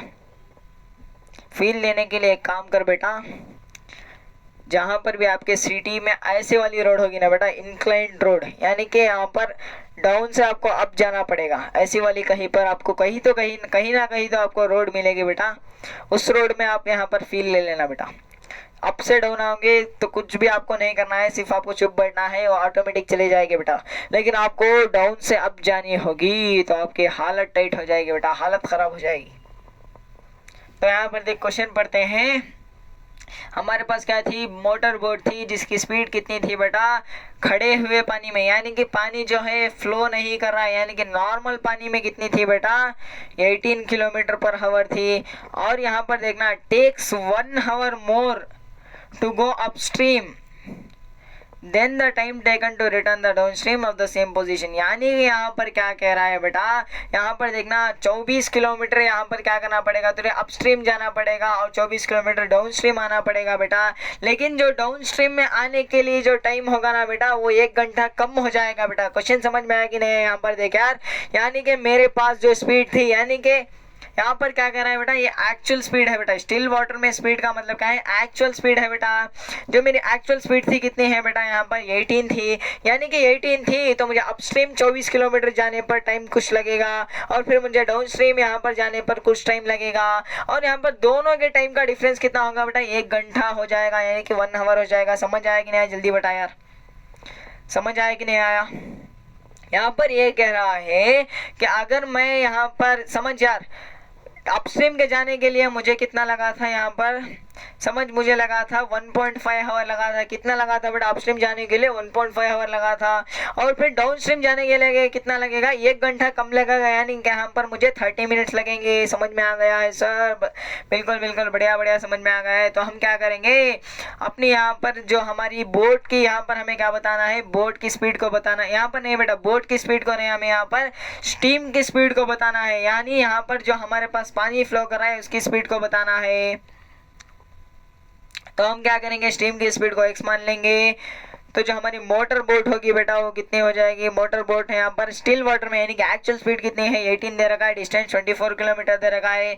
और जो बोट की स्पीड होगी हमारी अपस्ट्रीम में, यहाँ पर देखना बेटा पानी ऐसे आ रहा है, तू ऐसे जा रहा है, यानी कि क्या होगी यहाँ पर स्पीड माइनस हो जाएगी, यानी कि 18 माइनस x हो जाएगी। समझ, तू जा रहा था 40 की स्पीड से, पानी आ रहा था 5 की स्पीड से, तो तेरी स्पीड कितनी हो जाएगी बेटा 40 की स्पीड से 5 की स्पीड से, यानी तेरी स्पीड हो जाएगी 35, यानी कि माइनस करने पर मिल रहा है 18 माइनस x हो जाएगी। और अब डाउन स्ट्रीम में क्या हो जाएगी बेटा स्पीड बढ़ जाएगी। समझ, तू भी जा रहा था, पानी आ रहा था 5 की स्पीड से, तू जा रहा 40 की स्पीड से, तो तेरी स्पीड कितनी हो जाएगी 40 प्लस हो जाएगी 5, 40 प्लस 5 45 हो जाएगी बेटा। बिल्कुल वही तरीके से हम क्या लिखेंगे, डाउन स्ट्रीम में 18 माइनस x हो जाएगी, यहाँ पर अपस्ट्रीम में 18 माइनस x हो जाएगी, डाउन स्ट्रीम में 18 प्लस x हो जाएगी। सर यहाँ पर T1 T2 मालूम कर लेंगे, टाइम 1 कितना हो जाएगा बेटा, टाइम 1 हम लगाएंगे अपस्ट्रीम के लिए, यानी कि अपस्ट्रीम के लिए कितना लगाएंगे बेटा, हम अपस्ट्रीम के लिए डिस्टेंस कितना था हमारा, डिस्टेंस था 24, और टाइम कितना, यहाँ पर स्पीड कितनी है बेटा हमारी, यहाँ पर 18 माइनस x है तो हमने लिख दिया यहाँ पर। और डाउन स्ट्रीम के लिए कितनी लगेगी बेटा, डिस्टेंस हमारी 24 है, स्पीड हमारी 18 प्लस x है बेटा, तो हम उसे लिख लेंगे। और फिर क्या करें, अपस्ट्रीम को जाने के लिए जितना टाइम लगा, डाउन स्ट्रीम को जाने के लिए जितना टाइम लगा, दोनों का डिफरेंस कितना है 1 है, यानी कि हम यहाँ पर 1 आवर मोर। यहाँ पर देखना बेटा, यहाँ पर ये कह रहा है उल्टी सिचुएशन है बेटा, यहाँ पर देखना, यहाँ पर ये कह रहा है डाउन स्ट्रीम का जो टाइम था अपस्ट्रीम का जो टाइम था, डाउन स्ट्रीम के स्पीड में 1 घंटा हम ऐड कर देंगे तो डाउन स्ट्रीम का हमें टाइम मिल जाएगा बेटा। समझ में आया कि नहीं, तो हमें यहाँ पर प्लस साइन लाइन लगाना है बेटा, यहाँ पर भी माइनस लगाना है। यहाँ पर क्या कह रहा था, जो अपस्ट्रीम के लिए जो टाइम लगा था, डाउन स्ट्रीम के जो लिए टाइम लगा था, अगर हम डाउन स्ट्रीम के टाइम में 1 घंटा जोड़ देंगे तो अपस्ट्रीम का मिल जाएगा। समझ में आया कि नहीं आया, जल्दी बता यार। तो हम यहाँ पर माइनस लगाएंगे, माइनस लगाकर इसे सॉल्व करते जाएंगे। माइनस साइन का समझ में आया या नहीं आया बता यार, यानी दोनों का टाइम डिफरेंस है बेटा। यहाँ पर अगर समझ, यहाँ पर बड़ी क्वांटिटी कौन सी है बेटा, यहाँ पर समझ बड़ी क्वांटिटी कौन सी है मेरे पास, यहाँ पर टाइम 1 है, यानी कि अपस्ट्रीम में जाने के लिए जितना टाइम लगेगा वो बड़ी क्वांटिटी है, और डाउनस्ट्रीम में जाने के लिए जितना टाइम लगेगा वो छोटी क्वांटिटी है। बड़ी क्वांटिटी को छोटी क्वांटिटी में से माइनस करूंगा तभी जाकर मुझे क्या मिलेगा, पॉजिटिव मिलेगा बेटा। अब समझ में आया कि नहीं आया बेटा, समझ में आ गया है तो हम इसे क्या करेंगे, सॉल्व करेंगे, सॉल्व करेंगे, सॉल्व करेंगे, सॉल्व करेंगे, क्वाड्रेटिक इक्वेशन मिल जाएगी। क्वाड्रेटिक इक्वेशन को हम क्या करेंगे, फार्मूला मेथड से या फिर फैक्टराइजेशन से सॉल्व करेंगे। तो सॉल्व करने पर हमें क्या मिल जाएगी बेटा, 2 आंसर्स मिल जाएंगे। एक का आंसर होगा यहाँ पर -54 हो जाएगा, और यहाँ से कितना +6 हो जाएगा। -54 पॉसिबल नहीं है, तो स्ट्रीम की स्पीड कितनी हो जाएगी बेटा हमारी, यहाँ से 6 हो जाएगी। बिल्कुल बढ़िया सर, समझ में आ गया है। और ये वाला क्वेश्चन आप ट्राई कर लेना बेटा, आधा क्वेश्चन मैं करा देता हूँ। यहाँ पर देखना, एक ट्रेन थी कितने के, यहाँ पर देखना जो ट्रेन थी वो 360 किलोमीटर ट्रैवल कर रहे हैं यूनिफॉर्म स्पीड के साथ। अगर उस ट्रेन ने 5 की स्पीड और बढ़ा ली तो वो 1 घंटा कम लेगी, 1 घंटा कम लेगी। अगर 5 की स्पीड बढ़ाएगी तो 1 घंटा कम ले लेगी बेटा। तो हमें ट्रेन की स्पीड बतानी है, यानी कि हम एक को क्या मान लेंगे, x मान लेंगे। अगर इसने क्या कर दिया, 5 की स्पीड बढ़ा ली तो कितना हो जाएगा, x + 5 हो जाएगा। और टाइम T1 T2 मालूम कर लेंगे हम, T1 कितना हो जाएगा 360/x हो जाएगा, और फिर यहाँ पर T2 कितना हो जाएगा 360/x + 5 हो जाएगा बेटा। यानी कि क्या करें, लेस हो रहा है बेटा। यहाँ पर टाइम बड़े टाइम में से छोटा टाइम घटाएंगे तो पॉजिटिव आ जाएगा, घटाना है तो हम क्या करेंगे, यहाँ पर सॉल्व करेंगे। इसे सॉल्व करते करते क्वाड्रेटिक इक्वेशन मिल गई है, और बाकी का आप कर लेंगे बेटा। ये वाला भी क्वेश्चन आप करेंगे, सेम क्वेश्चन है बेटा। ये वाला भी क्वेश्चन आप करेंगे, सेम क्वेश्चन है बेटा। इतनी जान लगाकर समझाया हूँ बेटा अपस्ट्रीम डाउनस्ट्रीम का, और यहाँ पर मोर लेस का बेटा। तो आप करेंगे ये सारे क्वेश्चन। यहाँ पर देखना, एप्लीकेशन ऑफ ज्योमेट्री के ऊपर आ गए हैं। ज्योमेट्री के ऊपर कैसे आते हैं बेटा सवाल, ज्योमेट्री के ऊपर समझ। यहाँ पर area and the perimeter of the rectangle field इतना इतना दे रखा है, तो हमें लेंथ एंड ब्रेथ मालूम करना है। यहाँ पर आपको थोड़ी बेसिक ज्योमेट्री लगेगी बेटा। आपको area of rectangle, perimeter of rectangle, area of square, area of, यहाँ पर थोड़ी बहुत आपको ज्योमेट्री लगेगी। मैं ये मान के चलता हूँ आपको बेसिक ज्योमेट्री आती है बेटा।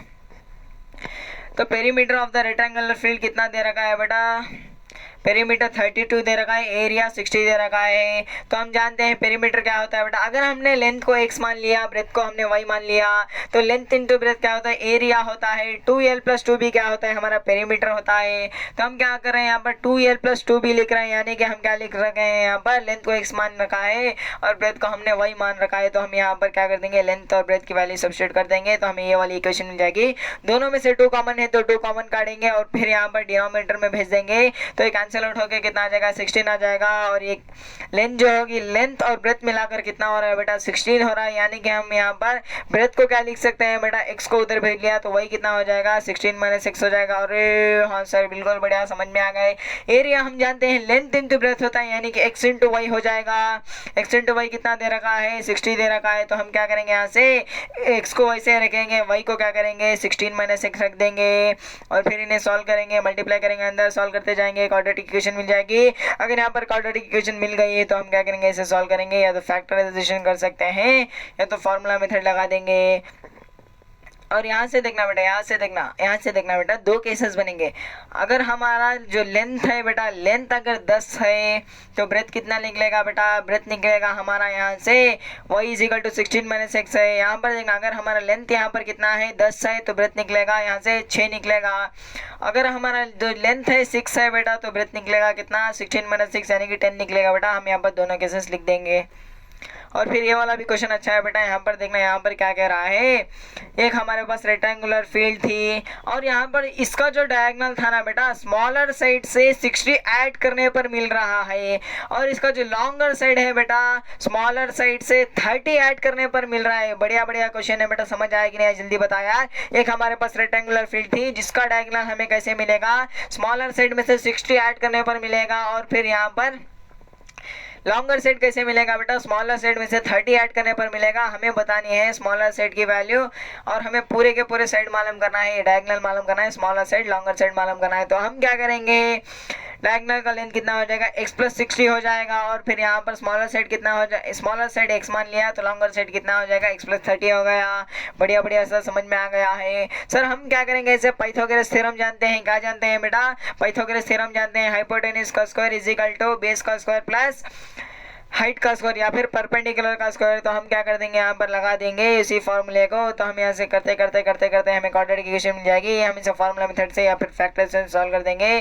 तो हमें यहाँ पर 2 वैल्यूज मिलेंगे, -30 मिलेंगे, 90 मिलेगा बेटा। माइनस तो लेंथ पॉसिबल नहीं होगा, तो x की वैल्यू कितनी हो जाएगी, 90 हो जाएगी। अगर x की वैल्यू 90 है, 90 प्लस 60 करने पर डायगोनल मिल रहा है, x प्लस 60 करने पर डायगोनल मिल रहा है, तो 90 प्लस 60 कितना हो जाएगा बेटा, 120 हो जाएगा, यहाँ पर 150 हो जाएगा और यहाँ से कितना हो जाएगा, ये वाला साइड लॉन्गर साइड कितना हो जाएगा, 90 प्लस 30 करेंगे तो 120 हो जाएगा। बढ़िया बढ़िया सर, समझ में आ गया है। ये वाला क्वेश्चन मैंने करा रखा है बेटा, आपको भी ट्राई करना है, सिंपल क्वेश्चन है। ये वाले क्वेश्चन में क्या कह रहा है बेटा, अगर पेरीमीटर इतना है और एरिया इतना है, हमें लेंथ ब्रेथ पता करना था, तो हम सेम मेथड से मैंने करा रखा है, आप करेंगे। ये वाला भी करेंगे बेटा। ये वाले में पॉसिबल है कि नहीं पूछा है, नहीं बेटा, यहाँ पर इक्वेशन बनाने के लिए पूछा गया था। तो आप क्या करेंगे, यहाँ से रेक्टेंगुलर का एरिया दे रखा है और यहाँ पर क्या कह रहा है, जो लेंथ है हमारी 1 more than the twice of breadth. Breadth के हम क्या करेंगे, अगर जो लेंथ काटना है तो आप क्या करेंगे, ब्रेथ में 2 को मल्टीप्लाई करेंगे और +1 कर देंगे, इस वाले स्टेटमेंट का मतलब है। तो हम यहाँ से इक्वेशन पता कर लेंगे, ईजी था। ये वाला भी क्वेश्चन बार बार कर रहा हूँ बेटा, ये वाला क्वेश्चन मैं बहुत बार करा चुका हूँ। ये वाला क्वेश्चन भी ट्राई कर लेना बेटा, ये वाला भी ट्राई करेंगे। और यहाँ पर मिसलेनियस है बेटा, यहाँ से क्या कह रहा है बेटा, ये वाला क्वेश्चन अच्छा है, बस आपको क्या करना था, यहाँ से एक आर्टिकल है, यहाँ से इतना रुपीस का है और यहाँ पर क्या कह रहा है, जितना लॉस हो रहा है, यहाँ पर क्या कह रहा है बेटा, जो लॉस परसेंटेज है वो कॉस्ट प्राइस के इक्वल है। तो हमें क्या पता करना था कि कॉस्ट प्राइस ऑफ आर्टिकल पता करना था। हमें यहाँ पर लॉस का फार्मूला और लॉस परसेंटेज का फार्मूला आना चाहिए, तब आप इस क्वेश्चन को ट्राई करते हैं। अच्छा क्वेश्चन है बेटा, ट्राई कर लेना। ये वाले क्वेश्चन भी आप ट्राई कर सकते हैं, अच्छा वाला है, सॉल्व करना है x को। और यहाँ से भी ये वाला ट्राई कर लेना बेटा, रियल रूट्स कब निकलेंगे हमारे, जब 0 के इक्वल होगा या फिर 0 से बड़ा होगा।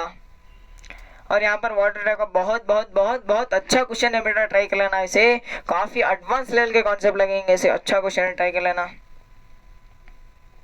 ये वाला भी अच्छा क्वेश्चन है, ट्राई कर लेना, बढ़िया बढ़िया बुक से उठाया हूँ क्वेश्चन ये वाला भी ट्राई कर लेना बेटा, अच्छा है। तो समझ में आया कि नहीं आया बेटा, बोल चैप्टर। यार वर्बल के लिए जितना पॉसिबल हो सकता था उतने अच्छी तरीके से मैंने समझाने की कोशिश की है। बता बेटा क्या समझ में नहीं आया। सर बड़े नंबर के फैक्टर्स कैसे पता करें? देखिए यार, फैक्टर्स पता करने के लिए आपको सबसे पहले प्राइम फैक्टराइजेशन सीखनी पड़ेगी, और जो प्राइम फैक्टर्स मिलेंगे उसमें से जोड़ी बनानी पड़ेगी आपको मल्टीप्लाई कर करके। तो आप डायरेक्टली क्या कर सकते हो, बड़े इक्वेशन आ रहे हैं तो आप डायरेक्टली यहाँ पर फार्मूला मेथड यूज़ कर सकते हो, लेकिन पॉलिनोमियल्स में बड़े इक्वेशन आ रहे हैं तो आपको क्या करना पड़ेगा, वहाँ से फैक्टराइजेशन मेथड चुनना पड़ेगा बेटा। एक्चुअली पॉलिनोमियल्स में फैक्टराइजेशन के लिए उतने बड़े क्वेश्चन नहीं आते बेटा, सिंपल सिंपल आते हैं। सिंपल सिंपल आप कर लोगे, मुझे तो उम्मीद है। बता यार नेक्स्ट क्या समझ नहीं आया बेटा?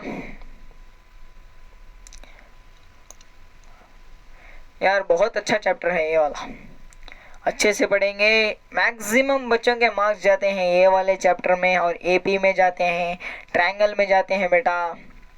अगर सर्कल का कोई डिफ़िकल्ट क्वेश्चन आ गया तो वहाँ पर जाएंगे, क्योंकि वहाँ पर डायरेक्ट फार्मूला नहीं लगेगा बेटा, थिंकिंग अप्रोच होनी चाहिए। सरफेस एरिया में भी मैं उतना नहीं कहूँगा उससे, सरफेस एरिया उतना ज़्यादा कॉम्प्लिकेटेड चैप्टर नहीं है, क्योंकि वहाँ पर डायरेक्ट आते हैं सवाल, बस आपको फार्मूला डालना है, आंसर काटना है। एरिया रिलेटेड टू सर्कल भी वैसे ही कहूँगा बेटा, फार्मूला डालना है, आंसर काटना है। देखो बेटा वो जो चैप्टर थे ना बेटा, उसमें बेसिकली क्या है बेटा, पूरे फार्मूला बेस्ड है बेटा। वो जो चैप्टर है बेटा जो पूरे के पूरे फार्मूला बेस्ड हैं, वहाँ पर डायरेक्ट फार्मूला डालना है, आंसर करना है आपको। लेकिन कोऑर्डिनेट ज्योमेट्री भी वैसा है बेटा, फार्मूला डालना है, आंसर करना है। लेकिन ये वाला जो चैप्टर है बेटा, यहाँ पर आप कितने भी फार्मूले रट लो। देखा मैंने थ्योरी कितनी है बेटा, जैसे मैंने थ्योरी 10 मिनट में आपको कवर कर दी, लेकिन अप्लीकेशन इतने हैं बेटा कि अप्रोक्सीमेटली यहाँ पर 1 आवर 40 मिनट हो रहे हैं बेटा। जल्दी बता यार, चैप्टर समझ में आया कि नहीं आया? अच्छा था ना बेटा चैप्टर, मज़ा आया?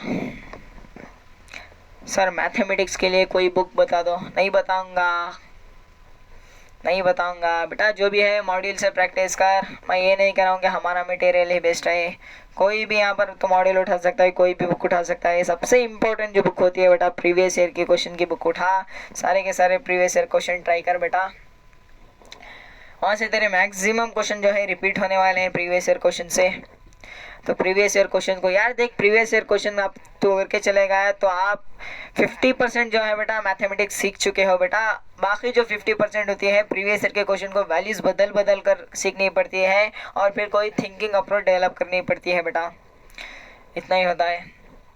नेक्स्ट बता यार, बुक बताना है तो मैं डायरेक्टली बता दूंगा बेटा, लेकिन यहाँ पर ऑफिशियली नहीं बताऊंगा, क्योंकि ये वाला जो लेक्चर होगा यूट्यूब पे भी अपलोड हो जाएगा। ऑफिशियली यहाँ पर नहीं बताऊंगा। अगर बुक करनी है तुझे तो एक काम कर देना, नेक्स्ट वहाँ पर बैच पे मैं बता दूंगा, टेंशन लेने की ज़रूरत नहीं है, क्योंकि ये वाला यूट्यूब पे भी अपलोड हो जाएगा।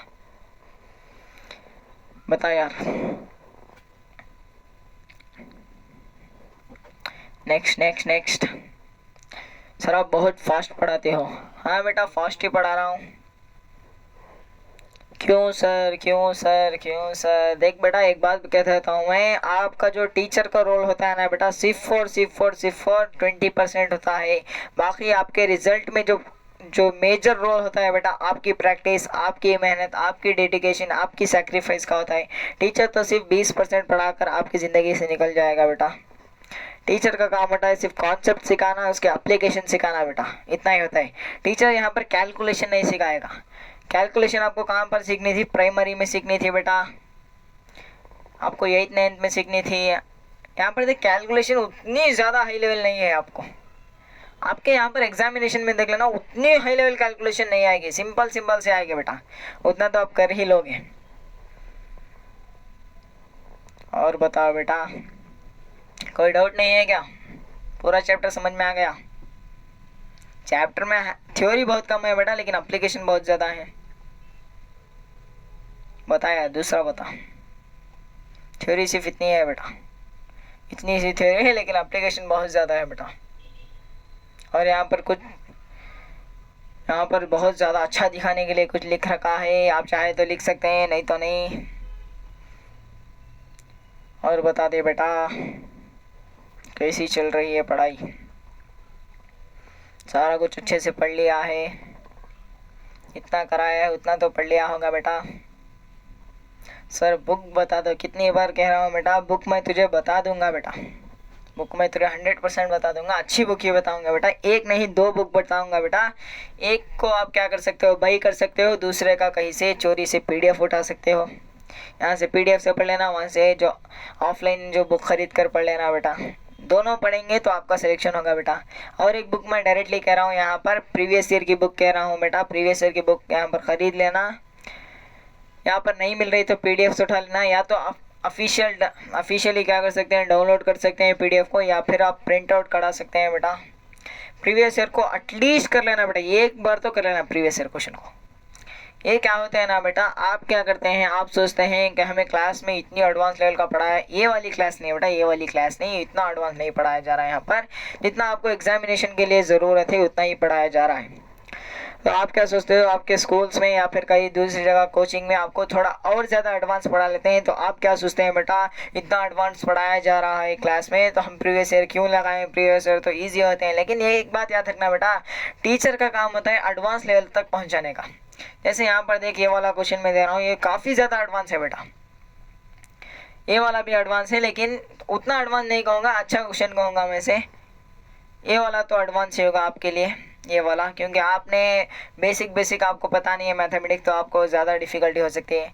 टीचर का काम होता है एडवांस लेवल तक पहुँचाने का, समझ में आ गया होगा बेटा बात। टीचर का काम होता है एडवांस लेवल तक पहुंचाने का आपको, लेकिन आपको जो है समझ यार, तो एडवांस लेवल के समझ ले, काफ़ी अच्छे क्वेश्चन कर सकता है, लेकिन जो है समझ यार, तो ऐसा समझ ट्रिग्नोमेट्री के प्रूफ दैट वाले क्वेश्चन कोई सा भी दे दे तो कर सकता है, लेकिन तुझे यहाँ पर फॉर्मूला मेथड से सॉल्व करना नहीं आता तो तेरा कुछ भी नहीं होगा बेटा, क्योंकि तो ट्रिग्नोमेट्री का 3 मार्क्स या फिर 4 मार्क्स का वो वाला क्वेश्चन करके आ जाएगा, यहाँ से जो वर्बल में क्वेश्चन आएगा उसे सॉल्व नहीं कर पाएगा। और फिर जो यहाँ पर देखकर तुझे प्रायोरिटी देनी पड़ेगी कि तेरे वीक टॉपिक्स को तो ज़्यादा टाइम देगा, तो तेरे अच्छे टॉपिक्स हैं उसे थोड़ा कम टाइम देगा, जो तेरे बहुत अच्छे टॉपिक्स हैं उसे क्या करेगा बेटा, तो डायरेक्टली रिवाइज करेगा।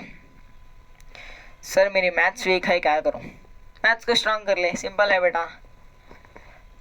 सर इतने ज़्यादा कॉन्सेप्ट कैसे याद होगा, एक काम कर बेटा, नोट्स डाउनलोड कर ले, नोट्स को प्रिंट आउट करा ले, और फिर ये बात याद रख लेना बेटा, हर सुबह तो जब उठेगा बेटा तब क्या करेगा, डेली पढ़ेगा बेटा, उस वाली नोट्स को डेली पढ़ेगा, चाहे तुझे कुछ समझ आता हो या फिर नहीं आता हो, कुछ याद रहता हो या फिर नहीं रहता हो, डेली रिवाइज करेगा बेटा, डेली रिवाइज करेगा। समझ नहीं आता तो प्रॉब्लम है बेटा, आप क्या करोगे, अपने टीचर के पास चले जाओगे, या फिर इस लेक्चर को अटेंड कर लोगे, या फिर किसी और जगह से आप पढ़ लोगे, दूसरी जगह की क्लास लगा लोगे, या फिर कोई और ऑनलाइन कोचिंग से आप पढ़ लोगे, तो आपको वहाँ से समझ में तो आ जाएगा बेटा।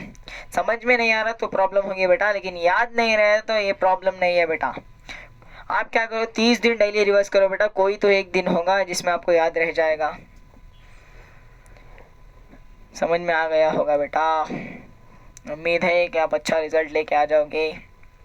सर कैलकुलेशन कैसे फास्ट करूं, प्रैक्टिस कर बेटा, और क्या कर सकता है, कैलकुलेशन का एक ही फंडा है, प्रैक्टिस। और मैं बार बार कहता हूँ, practice make man perfect but sacrifice make man successful. Sacrifice तो करनी पड़ेगी तुझे। तो नेक्स्ट चैप्टर पर मिलते हैं बेटा।